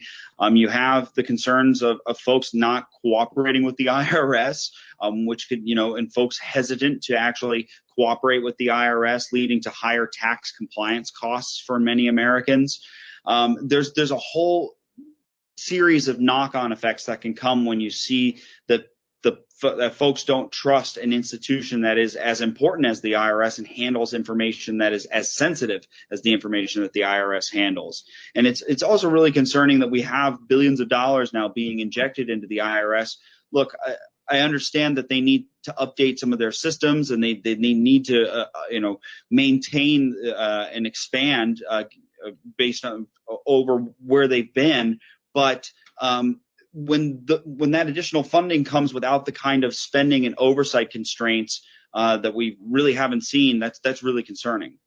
It's pretty easy for one side to say, okay, if we think you're weaponizing something like the IRS against us, just wait. We're going to be in office. We're going to be in control at some point. Just wait till we get our shot at you. That sounds like a recipe for a downward spiral. Yeah, absolutely. It's the ratcheting effect that I mentioned earlier, and you could see a greater erosion of confidence in many of our institutions, all the way up to the military. If we begin politicizing the military, that's really, really concerning. There are a few things that really should be off the limit, off the table in terms of politics, and using people's sensitive tax data to try and silence them and intimidate them into not donating to causes that they care about I mean, I don't know how much more alarming it can get. We are visiting with Patrick Hedger, the executive director of the Taxpayer Protection Alliance, and we're going to tell everybody how to get in touch with you here in just a couple of minutes. And so from what we know about this, and I understand we don't have exhaustive information on how all of this happened, Patrick, but does this at the moment seem to be more of a systems failure or a corporate culture issue? The bottom line is, how do we go from what's happened here, hey, nice nonprofit you got there, be ashamed if something happened to it kind of thing, to having confidence that everything's on the up and up and we're actually having a battle of ideas instead of a battle of leaked information? Yeah, that's a great question. And to me, it seems like that there is some sort of there are maybe a handful of bad actors at the IRS. I mean, we're talking about an agency that's talking about hiring an additional 80,000 employees. That tells you how many employees are already there. And so I think that there's just too much access to sensitive information there by too many low-level employees, potentially, and who knows really who's engaged in this. This could go all the way up to the White House, though, because again, we've seen the targeted release of information that drives a political point. We've seen targeted audits, or what appear to be targeted audits, conducted by both parties. And so I think it's about maybe trying to remove the IRS from direct oversight of the White House and make it more of an independent agency. I think that would be a good start. Patrick, we've just got a couple of minutes left here. Before we went on the air, you'd mentioned something that's happening in Europe that we need to watch for here, and this has to do with energy. Obviously, the cost of energy has gone up with inflation over the past year and a half or so, but you were looking at some specific policies, ESG policies. What are those, and how are they affecting the amount of energy people can afford to use? Yeah, absolutely. What's happening in Europe right now is super concerning. They are looking at a very tragic winter in Europe right now, because you've got futures costs for energy in some countries like Germany that are 40 to 50 times higher than normal. I mean, you're talking about people freezing to death in the winter, and Europe has pursued in as many decades ahead of the United States in terms of investments in clean energy, green energy, and that's all well and good. But at the end of the day, when you don't have that base load power to be able to power your grid, people are going to suffer. And to supplement the green energy policies, Europe has become extremely reliant on Russian natural gas, which is now cut off because of the war. And what ESG has to do with it is that ESG is all well and good if you're doing it on a voluntary basis and you're voting with your dollars for your values. But increasingly, the government is starting to intervene and encourage ESG investing, which is, this, people call it woke capital, what have you, investments and progressive causes within corporations. That becomes really concerning when that becomes a matter of public policy and not personal preference. You start to see a lot of you start to see a lot of investment dollars driven towards policies that are not maybe market sustainable, and again, only achieve a political purpose versus a pragmatic purpose. All right. What does ESG stand for? And then give us the website information or social media information for people to find you. Yeah, sure. ESG is environmental, social, governance investing. So those are the three criteria that people would invest across, and for example, more friendly environmental policies. But you can find us at protectingtaxpayers.org, www.protectingtaxpayers.org, and we're on Twitter at protecttaxpayers. All right, Patrick Hedger, Executive Director, Taxpayer Protection Alliance. Good to chat with you again. Thanks so much for the update. Thanks for having me. Yeah, imagine that. A federal agency being weaponized. Haven't heard of that happening before, have we? Yeah, let's talk about it. 314-912-1019. This is 1019 and 94.1 News Talk STL. Don't try to make me stop. Inspiration, you have it so dark, it is no more. Follow us on Rumble at News Talk STL. Making cold my heart to fight your war. Stop it right now. I have had enough of this. Turn my eyes to your indifference. Stop it right now before you blow us all. Get up. It's Mike Ferguson in the morning. Made in St. Louis for St. Louis. It's News Talk STL. From the Michaels Flooring Outlet Traffic Center. Couple of trouble spots for us. 70 westbound before Grand, crash in the 2 left lanes, stop traffic back to the Musial Bridge. Give yourself about 13 extra minutes on your commute there. 55 northbound is going to be a trouble spot. Before Bayless, we've got a crash with what appears to be injuries. Fire and EMS pulling up. 2 right lanes are closed. Traffic's at a halt back past Union, so add 5 to 6 minutes right now, but that's going to be building. I'm Joe Sonderman. That's the latest from the News Talk STL Traffic Center. The Labor Day event from Dell Technologies is here. And summer with up to $300 off the XPS with 12th Gen Intel Core processors. Upgrade by calling 877-ASK-DELL. Columbo here for Agers Heating and Air Conditioning. Putting an Agers system in our new home was our #1 priority because Agers' #1 priority is doing right by the customer. St. Louis weather is unpredictable, but no matter what's happening outside, having a new HVAC system from Agers will ensure your family is safe and comfortable inside. Whether you need repairs or replacement, Agers has you covered with the clarity and attention to detail your home deserves. Contact Agers now at 636-242-6515 or through their website, callagers.com. Mike Ferguson is brought to you in part by Brenton Vision, where LASIK equals freedom. Call Brenton Vision at 314-375-2020 or go to BrentonVision.com today. Have you been floored? Not until you've gone to Michael's Flooring Outlet. They've been a locally owned and operated family business for more than 28 years. You want variety? Michael's has carpet, hardwood, laminate, ceramic tile, luxury vinyl, natural stone, and many other options. Save money and get quality at Michael's. Plus, your installation will be done right the first time when you hire the experts at Michael's. You can shop in store at one of their 3 convenient locations or shop from home. Check out everything that Michael's has to offer at igotfloored.com.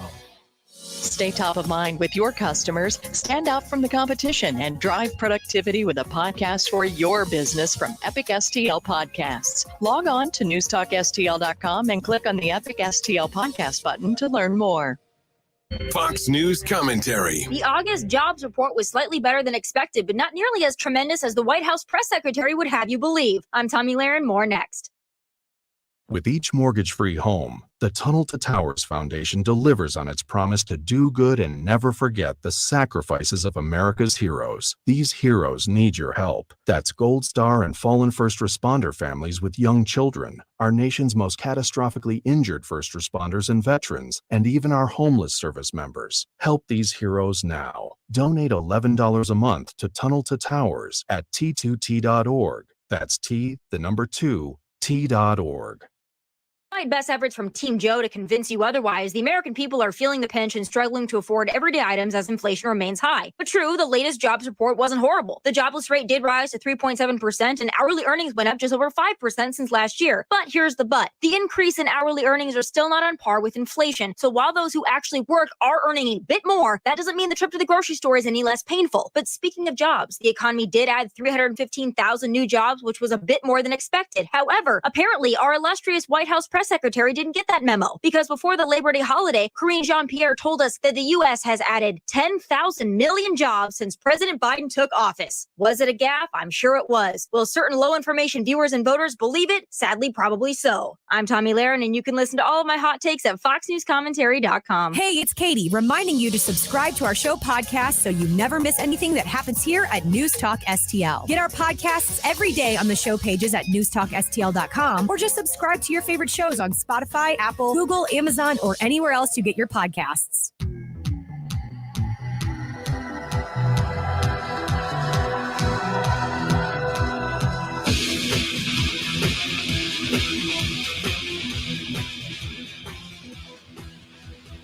Watch us on our live stream using Rumble, Facebook, and Twitter. You're listening to Mike Ferguson in the morning.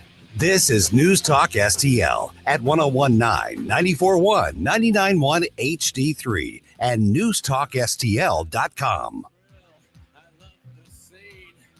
The week ahead. Tuesday, Massachusetts holds its primary for 9 U.S. House seats as well as statewide posts, including governor. In the UK, Queen Elizabeth will appoint a new prime minister. For the first time in her reign, the Queen will make the appointment outside London at Balmoral in Scotland, her summer home. Wednesday, President Biden will host former President Obama and former First Lady Michelle Obama for the official unveiling of their White House portraits. Thursday, the NFL regular season kicks off with the defending Super Bowl champion Los Angeles Rams hosting the Buffalo Bills.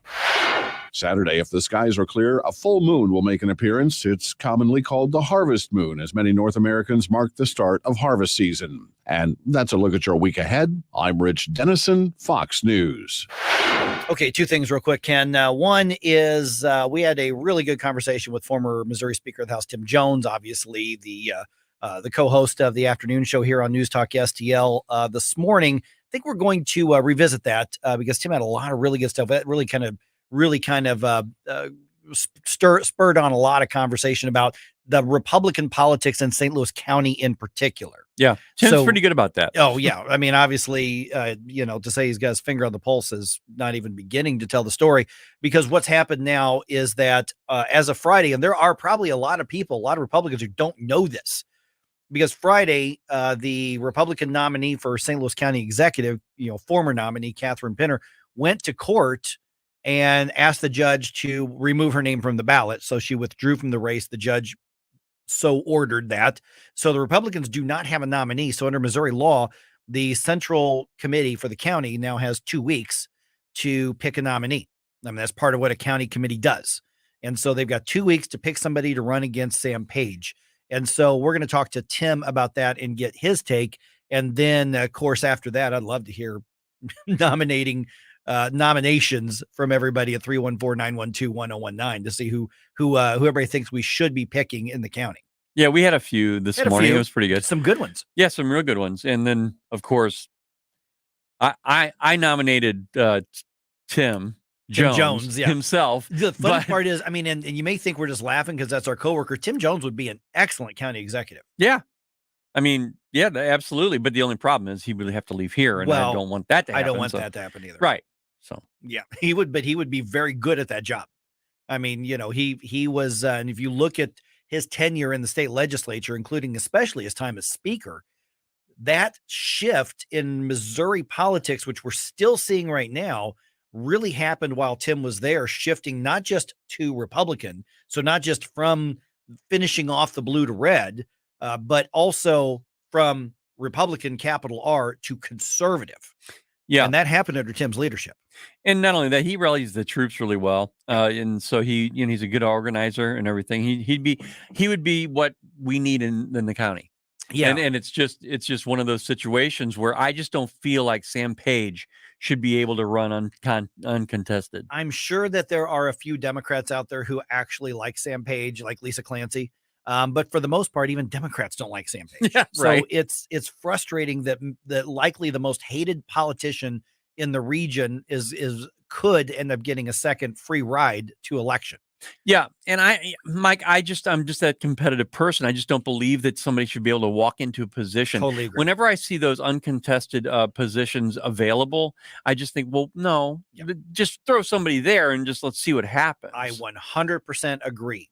Completely agree with you on that. And so that's what Tim and I are going to chat about, or what we chatted about this morning. And so we're going to have that conversation for you, and then we're going to put it up on our podcast. So News Talk STL podcast. We're getting a lot of people subscribing, a lot of great content between our show and then obviously Vic Porcelli's show right after this from 9 to 11, Katie and Colombo, and then Chris Harps and Tim Jones in the afternoon.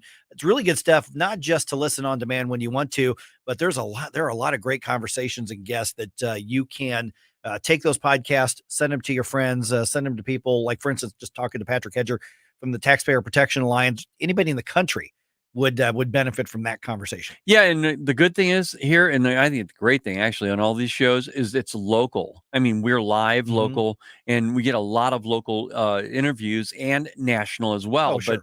But we give things that other stations cannot do. Without a doubt. All right. Over the Labor Day weekend, which is, a big weekend of campaigning for Democrats in particular, Republicans, but Labor Day is a big one for Democrats as well. The Biden administration folks all over the country really trying to rally the base going into the midterm elections. Labor Day to Election Day. This is the big final push.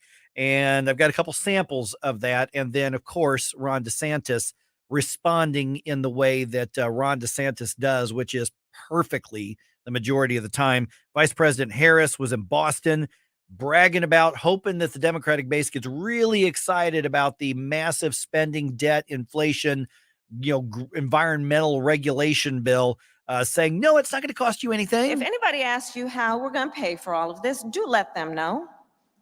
As promised, we will not raise taxes on anyone making less than $400,000 a year, but this will be paid for.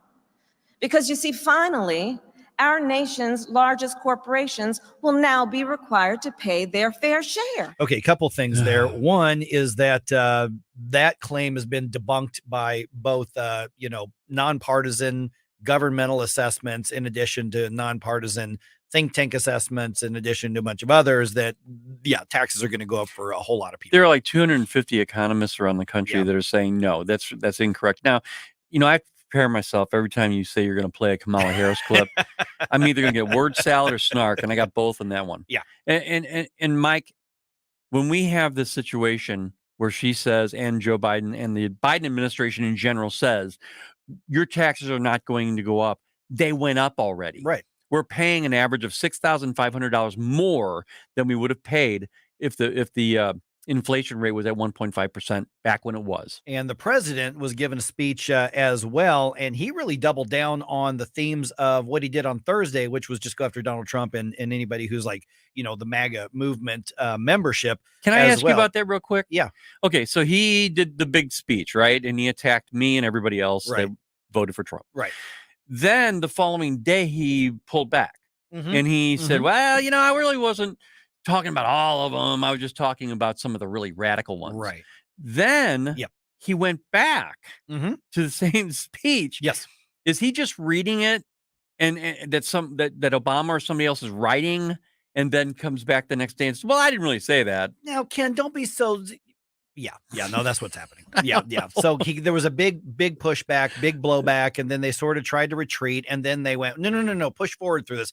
For instance, here is what he said over the weekend. This new group headed by the former president, the former defeated president, we found ourselves in a situation where we're either going to look forward or look backwards. And it's clear which way he wants to look. It's clear which way the new MAGA Republicans are. They're extreme. And democracy is really at stake. Okay, so I think they reacted to the blowback, and then they went, no, that's what we want. We want the blowback. They don't care if this actually even turns public opinion against the president, because they don't want to talk about the actual things affecting people's lives. Ron DeSantis was on the Ingram angle, and he was asked about this on Fox, and I think he gave a perfect response. And this is the model for addressing the president's, anti-Trump stuff between now and the midterm elections. He ran as being a unifier And he's basically saying to the vast majority of the country that disapproves of him that they're effectively a threat to the republic.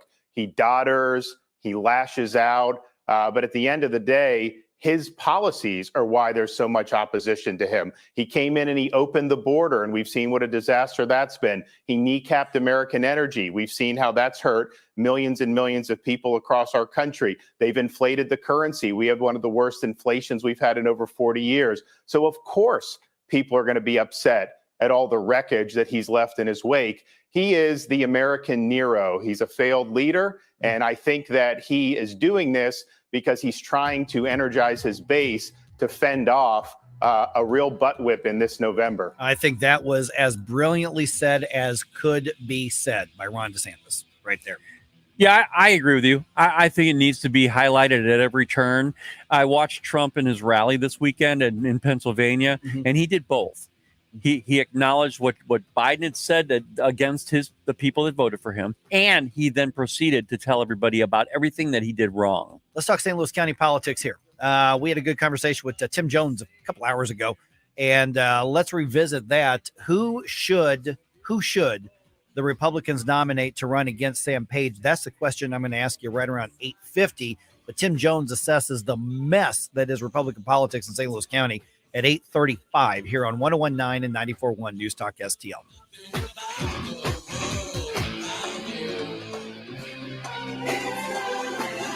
For podcast articles and more, find us on NewstalkSTL.com. Get up, St. Louis. It's Mike Ferguson in the morning. This is News Talk STL at 101.9, 94.1, 99.1 HD3 and NewstalkSTL.com.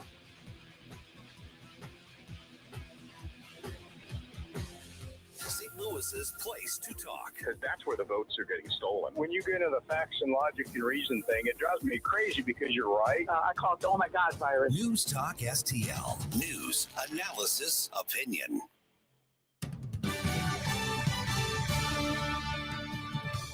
From the News Talk STL newsroom, I'm Joey Vasevich. A state court judge on Friday ordered Republican Catherine Penner's name removed from the November 8th ballot in the race for St. Louis County Executive. The move followed Penner's own petition to the court to have her name removed, court records show. 2 women and 1 man, all in their 40s, were stabbed outside Scooter's Restaurant and Bar in Muscuda, Illinois, early Sunday morning. The 37-year-old suspect was taken into custody and a knife was recovered at the scene. Planned Parenthood Great Plains, which operates abortion clinics in Missouri, Arkansas, Kansas, and Oklahoma, will be closed at least through September 12th. The president said the 1-week break would allow overworked staff to unwind, look inward, and prepare for what's next. A memorial sign honoring fallen St. Louis City police officer Tamaris Bohannon will soon be installed along Interstate 44 and Hampton Avenue. On Sunday, the Bohannon family hosted a memorial dedication and unveiling of the sign, approved unanimously by Missouri lawmakers last spring. The St. Louis Police Foundation is covering the cost of the sign, which will be installed at a later date. And in sports, the Cardinals opened their 4-game series against the Nationals last night with a 6-0 loss at Busch. The 2 teams play again tonight at 6:45 p.m. And Cardinals third baseman Nolan Arenado has been named the National League Player of the Month for the 2nd time this season. For in-depth coverage of these stories and more, go to NewstalkSTL.com. From the Michaels Flooring Outlet Traffic Center. Hey, just cleared a crash westbound 70 before Grand. Give that just a couple of minutes and it'll thin out. 55 northbound before Bayless. 2 right lanes closed due to a crash. We have bumper-to-bumper traffic on that one back to about Rivas Barracks. Have a crash just came in a few minutes ago northbound on 141 at Elam. Looks like the 2 right lanes on that one. No delay yet. Just beware of it. This report sponsored by Wendy's. Wendy's new home-style French toast sticks are so good. Some are saying they're better than their mom's French toast. Perfectly crispy on the outside, fluffy on the inside, perfect in every way. Try Wendy's new home-style French toast sticks today and see if they're better than your mom's. I'm Joe Sonderman from the News Talk STL Traffic Center. From the News Talk STL Weather Center. A little bit on the cloudy side and damp with some fog this morning and temperatures near 70 degrees, but not too bad this afternoon. Sunshine will be on the increase, will become partly cloudy and 82 degrees, just a slight chance of a spot shower. Sunny and dry tomorrow, morning low in the mid-60s and a high on Wednesday of 84 degrees. I am KMOV First Alert meteorologist Kent Earhart. Newstalk STL is proud to have Doug Voss of Safe Money Radio as part of our lineup each week. Doug has been a staple on St. Louis radio for many years as one of the leading financial experts in the area. Doug and Safe Money Radio is on 3 times every weekend, but in case you miss anything, you can check it all out at DougVossSafeMoneyRadio.com or call 844-676-SAFE. That's 844-676-7233. Doug Voss is a registered representative. Securities offered through DHL Securities, LLLP. Member FINRA and SIPC. All right. Economy continues to change. We are seeing some glimmers of hope out there. And so if you've been confused about whether this is a good time to buy your home or sell a home or buy an investment property or sell an investment property, call Rodney and Jen. Mike Ferguson here for the Walner Home Selling Team with Berkshire Hathaway. The number 314-810-SOLD. That is the number I call when I want to get my advice from Rodney and Jen Walner. And my wife and I absolutely used Rodney and Jen's services as we go into our real estate project that I've been telling you about over the last few months. I wouldn't work with anybody else. Find out why. 314-810-SOLD. Tell them that you heard Mike talk about them on Newstalk STL and at least get your questions answered. One of the things that people really get nervous about, especially in uncertain times, in an uncertain economy. I mean, Labor Day has passed. So all those ways that they're trying to keep costs down for political purposes, there's going to be, who knows what's going to happen. So one of the uncertainties, one of the fears that people have is, I don't know what's going to happen. Well, nobody does for sure, but Rodney and Jen not only understand the market and the way economics affects it, but they are going to help navigate you through this. You're going to have so much confidence dealing with Rodney and Jen Walder. Just talk to them for a few minutes, get your questions answered. They'll pick up the phone, 314-810-SOLD. I am literally giving you their cell phone number right now, their business cell phone number, 314-810-SOLD. Talk to them, and within a minute or so, you're going to say, I see what Mike was talking about. These are the people I want to work with. So 314-810-SOLD, 314-810-SOLD. Whether at home or at work, you're mobile. So when you're mobile, stay mobile. Keep St. Louis's home for conservative talk with you wherever you go. Download the Newstalk STL app in the App Store or at NewstalkSTL.com.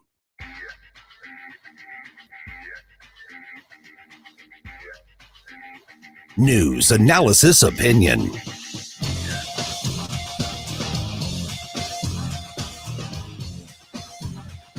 Like us on Facebook at NewstalkSTL. Get up, St. Louis. It's Mike Ferguson in the morning. Made in St. Louis for St. Louis. It's Newstalk STL. Okay, here we are, Labor Day. It's over. Hope you had a great Labor Day weekend, by the way. And now we are in that final push towards Election Day in November. This is where it really gets hot and heavy. Hey, I'm Mike. Thanks for staying with us here on Newstalk STL, joined by my good friend and former Speaker of the House and afternoon talk show host extraordinaire, one Mr. Tim Jones. Tim, hey, appreciate the time. I know you're really, really busy, man. Thanks for being on the show. We've got to start with the St. Louis County GOP thing. Okay, so Friday after this show was over, after Vic's show was over, looks like even probably after Tony and Katie's show was over, and either during you and Chris's show or at some point in there, Catherine Pinner, who obviously shocked everybody when she beat Shamed Dogan in the primary election for St. Louis County Executive, she says, no, I'm in, I'm the candidate, realizes that this is the real world, tells Republicans she's going to withdraw, puts on her website that she's reaffirming her candidacy and going to see it through.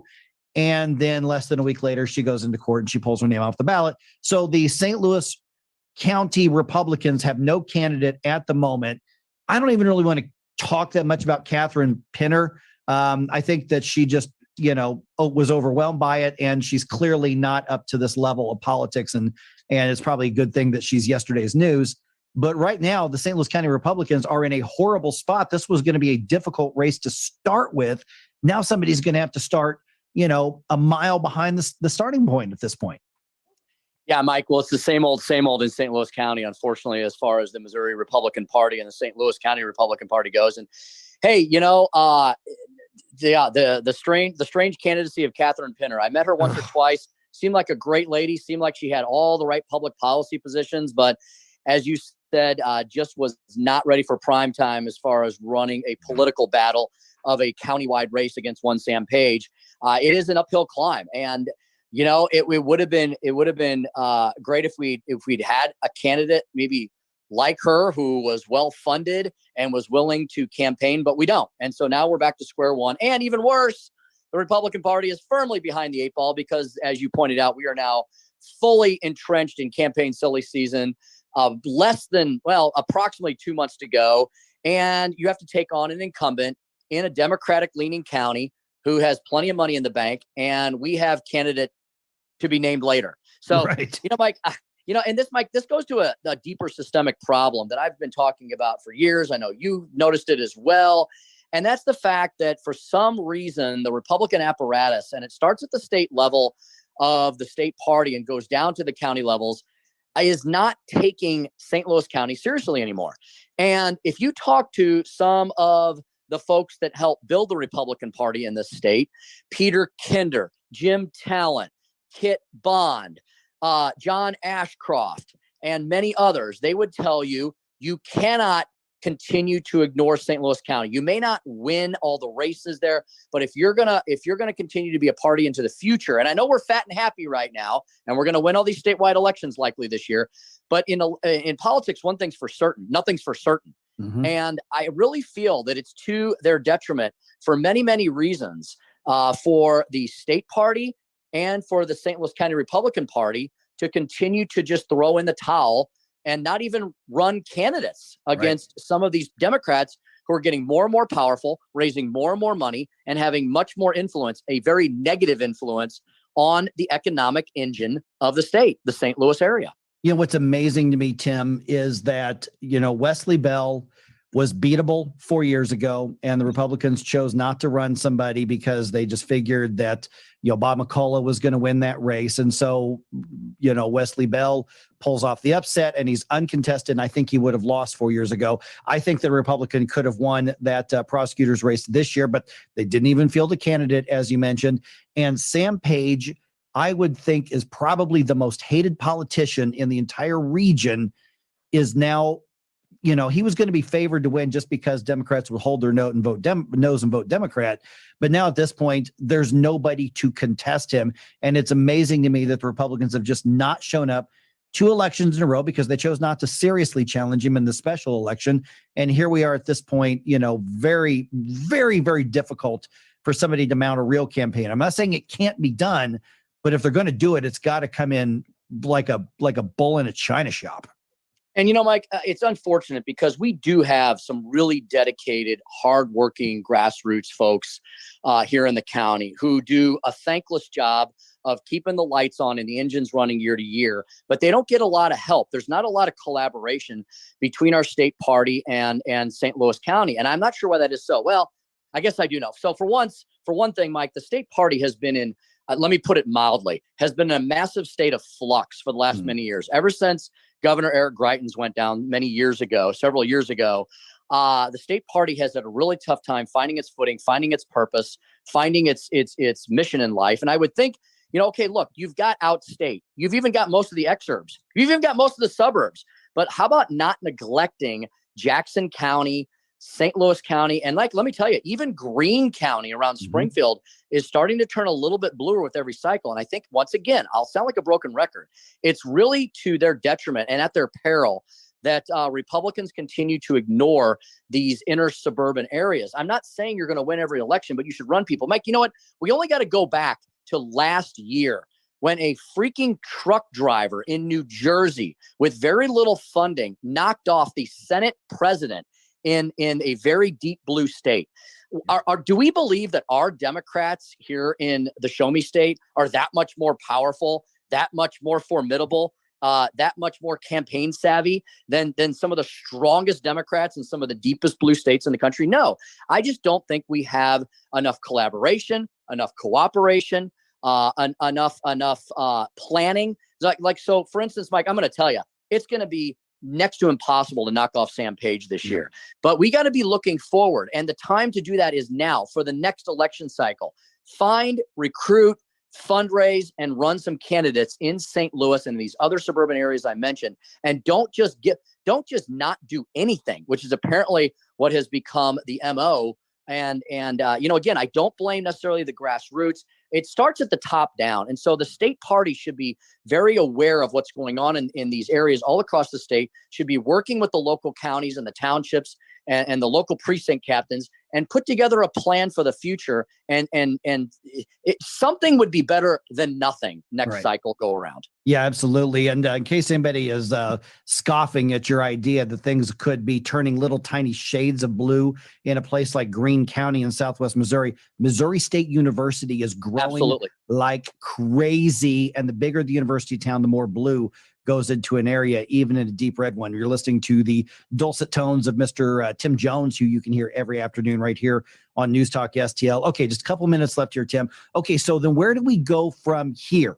When you look at particularly St. Louis County, I mean, it's going to be tough if you don't have a local top of the ticket. Obviously, we've got Eric Schmidt at the top of the ticket, but you look at the local in the county, having a strong candidate for county executive also helps pull up those state legislative candidates who are in those disputed areas. So, who are in the last, like I said, about 2 minutes or so, we've got, Tim.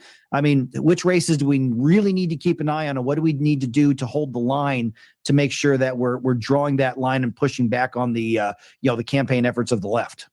Yeah, Mike, there's 3 races here in St. Louis County that I would love for folks to get engaged with, get involved with, and make sure that, whatever kind of red whatever we have this year, how about we just win races and not call them waves and tsunamis? How about we just win the races? So let's make sure we do what we need to do, take care of business. I think all of our statewide officials will win. Let's pump up the vote for them here in St. Louis County. So first of all, go vote. And all of you who are sane people, I don't care if you call yourselves Republicans, conservatives, libertarians, or whatever. I think if you're a sane American, you vote for the Republican candidate this year, no matter where you are. So when you're voting for the statewide, you need to make sure that you do go do that first. Don't just assume that Eric Schmidt and Scott Fitzpatrick, who's running for auditor, and the others are just going to win. Go vote for them. Take your family, take your friends, take your neighbors. In this region, Mike, we've got 2 hotly contested state rep races. One would be a pickup. One would be a seat that was red, went blue in recent years, and could flip back, and that's Ryan Higgins. Ryan Higgins is kind of that mid-county area, kind of Valley Park, Manchester, Baldwin area. He's got a really tough district against a lady who I think it's Deb Lavender, who was a state rep, ran for Congress. She's a hardcore progressive. So that's number 1. Number 2, another race to watch, Ben Keithley in the Chesterfield area. He won a hotly contested primary. Now everybody goes, oh, Chesterfield, that's Republican. Yeah and no. It's something you can't take for granted. There's a little bit of limousine liberalism kind of going into, coming out of Ladue and Town and Country and Frontenac and kind of seeping in to Chesterfield. So Ben Keithley and Ryan Higgins, if you're in either of those districts. And there is a very competitive state Senate race. A guy I know really well, Dr. George Haruza. He's got an incredible story. He is a refugee from a communist country, and he came over here as a very young boy and has lived the American dream. And George Haruza will tell you he is shocked and chagrined by what is going on in this country, because the Democratic Party in this country is starting to emulate things that he and his family left in Eastern Europe. So he would be a great voice in our state Senate. So those 3 seats, George Haruza for the state Senate, inter-county, Ben Keithley in the Chesterfield region, and then Ryan Higgins in kind of the mid-county area. It'd be great to win all 3 of those races and push back against the Democrats kind of feeling their oats at all this year with Sam Page probably cruising to victory unless something really miraculous happens. Yeah, I'm not going to rule that out, but yeah, I think you pegged that one. All right, Tim, as always, really appreciate you being on the show. We'll look forward to listening to you and Chris this afternoon, man. Thanks, Mike. Hope you had a great holiday week. Great to hear you back. Glad you're recovering well. We'll listen to you in the morning. Talk to you soon. Thanks, Tim. All right, 314-912-1019. Let's get your thoughts on this. Any other races do you want to add to that list locally that people need to engage with as well? Let's talk about it right here on 101.9 and 94.1 News Talk STL. Watch us on our live stream using Rumble, Facebook, and Twitter. For podcast articles and more, find us on NewstalkSTL.com. Get up. It's Mike Ferguson in the morning, made in St. Louis for St. Louis. It's News Talk STL. From the Michaels Flooring Outlet Traffic Center. Northbound 55 looking a lot better. They cleared a crash at Bayless about 8:35. That did have traffic back to Rivas Barracks, but like I said, we're starting to thin out The other crash we're still dealing with just has a short delay, 141 northbound past Elam.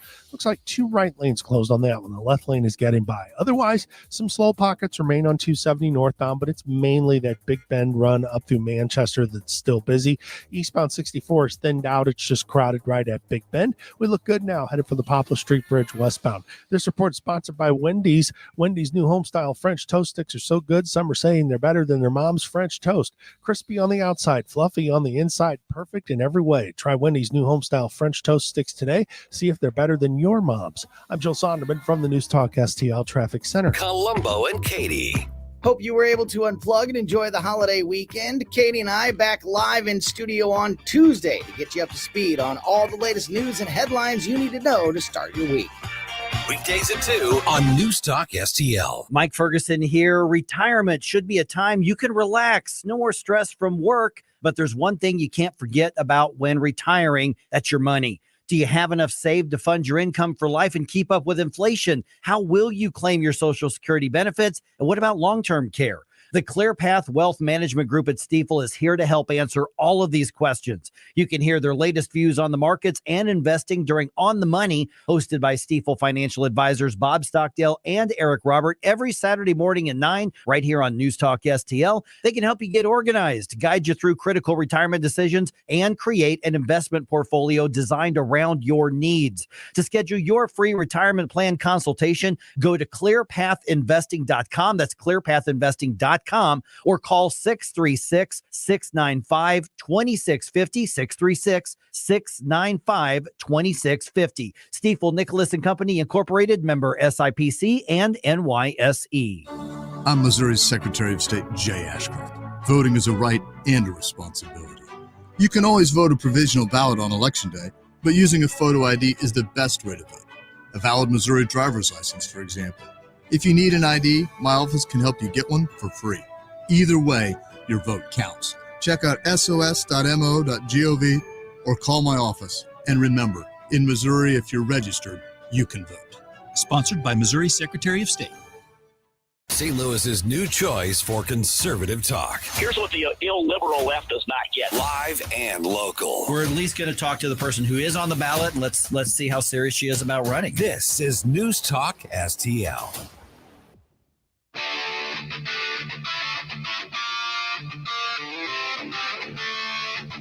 News, analysis, opinion.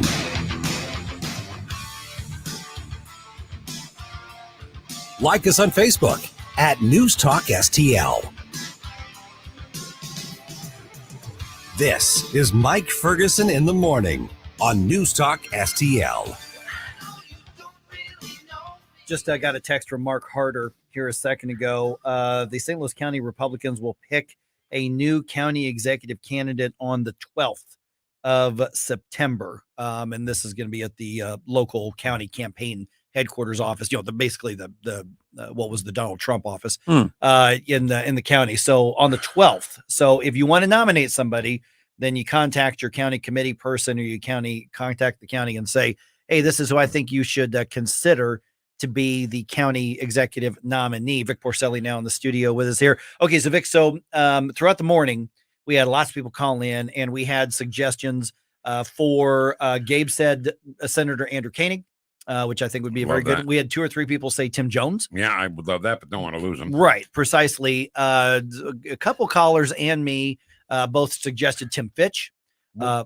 I also said Sean Flower, mayor of Eureka. Those would all be really good candidates. I'm missing somebody, Ken. Who am I missing? There was Vic Porcelli. That Vic Porcelli, yep. But there was another, somebody else. I don't remember who it was, that was brought up in the suggestions as well. I saw Tim Fitch at the GOP picnic a couple of Saturdays ago, and of course I was up his ass about this. It's like, hey, busy for the next 4 years? You got anything really? And he was like, no. He goes, I'm not going away, but I'm not going to run for anything. But boy, he would be so perfect. He would be an excellent candidate, because here's the thing. Anybody that the Republicans nominate, regardless of how good or how strong they are, or how much money we can raise right away for whoever that is still, to say it's Sisyphus pushing the boulder up the mountain is, that's what it would be like in campaign terms. It's a big ask. I'm not saying it's impossible, but it's really, really a tough situation for them. But a good candidate who has a really good competitive race picks up every other conservative in the county, in a blue leaning county, and it would be a really big help. So this process, I'm sorry, Ken. Yeah. No, I was just going to say, Rick, did you mention Rick Stream? Rick Stream, that was the other one. Yeah, Yeah. we had a few people call in and say Rick Stream as well. That's right. That's who I was missing. How does this process work now where this committee picks somebody? But what about the finances? I mean, somebody starts with zero in their campaign. Unless they have some kind of committee already in place that they can use it legally, they are starting less than 2 months from election day against a guy who's got hundreds of thousands of dollars and the incumbency. So, I mean, anybody is going to have a phenomenally tough time on this. Yeah. I just, the whole thing is just crazy. Yeah. First of all, this is how little I know about politics compared to you and Tim and Chris and all that.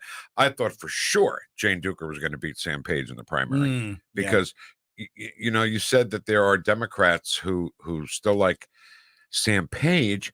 I mean, there had to be Democrat people who had small businesses that are gone now because of him directly. Oh yeah. And they still voted for him. Now there's a difference between the people. I think there's a very, very few people, Democrats, who actually like him. I mean, that's gonna be your Lisa Clancy, crazy leftist. I'm sorry, you said exactly the opposite right. of what I said, right? But I still most of the Democrats don't like him, but they're going to be loyal to the brand. And that's where a really, really strong Republican candidate could really help put pressure. I mean, if a Republican candidate comes in, one, if it's competitive and it could go either way, or they get, 46, 47, 48% of the vote, then Sam Page and the Lisa Clancy's and all these other, people in the county government realize, oh crap, we're losing our grip. We better not beat people over the head the next time a flu virus goes around. All right. So you guys banded around some names. Yeah. Who are they actually? What names are you hearing them say? Or not hearing any? We names haven't yet? heard. Yeah, we haven't heard just yet from anybody officially. But we know that the 12th is when they're going to actually nominate somebody. Have to ask Mark Harder. Doesn't give us a whole bunch of time. I'm really worried about the money. Yep. I don't know. Yeah. By the way, Mark also let me know and reminded me that the ethics committee that is investigating Lisa Clancy is meeting today as well. Oh, so good. That's there'll be some kind of update this week. Now, it may just be that we're, we voted to move whatever direction with it, but there'll be something that happens today as well. How about Zena Hackworth would be a great county executive? Oh, yeah. There you go. Well, she's going to know exactly what's happening in county government. I mean, she's connected there. Yeah, she is connected and she pays a lot of attention. So she wouldn't be starting from, tell me the 101. She knows the 101. Yeah. And that's, I mean, obviously, this is what I like to do. I would never do something like that, but mostly because I don't know what you do. I don't know. You know what I mean? It's easy for me to make fun of Sam. You pick and choose which churches are allowed to have services and which businesses are allowed to serve their customers and you bully the schools around. That's what you do. Well, I could do that. Dr. Randy Tober coming up. That's Craft 941, Nick Schroer 1005, and Robert Wright about possibly defunding the SEC. The conference or the government agency? Security Exchange. Oh, that SEC. No pain, don't Rhino. Go Rhino Shield. Never paint your house again. Rhino Shield. Never paint again with Rhino Shield. Listen to what a couple of happy customers have to say. My family's business is over 10,000 square feet, and it did not have the curb appeal I wanted. Our building was really faded. You came out, you gave me all of these options that would fit my building. I don't want to have to paint my building again. 25 years is a long time to not have to worry about the outside maintenance of your building as far as paint.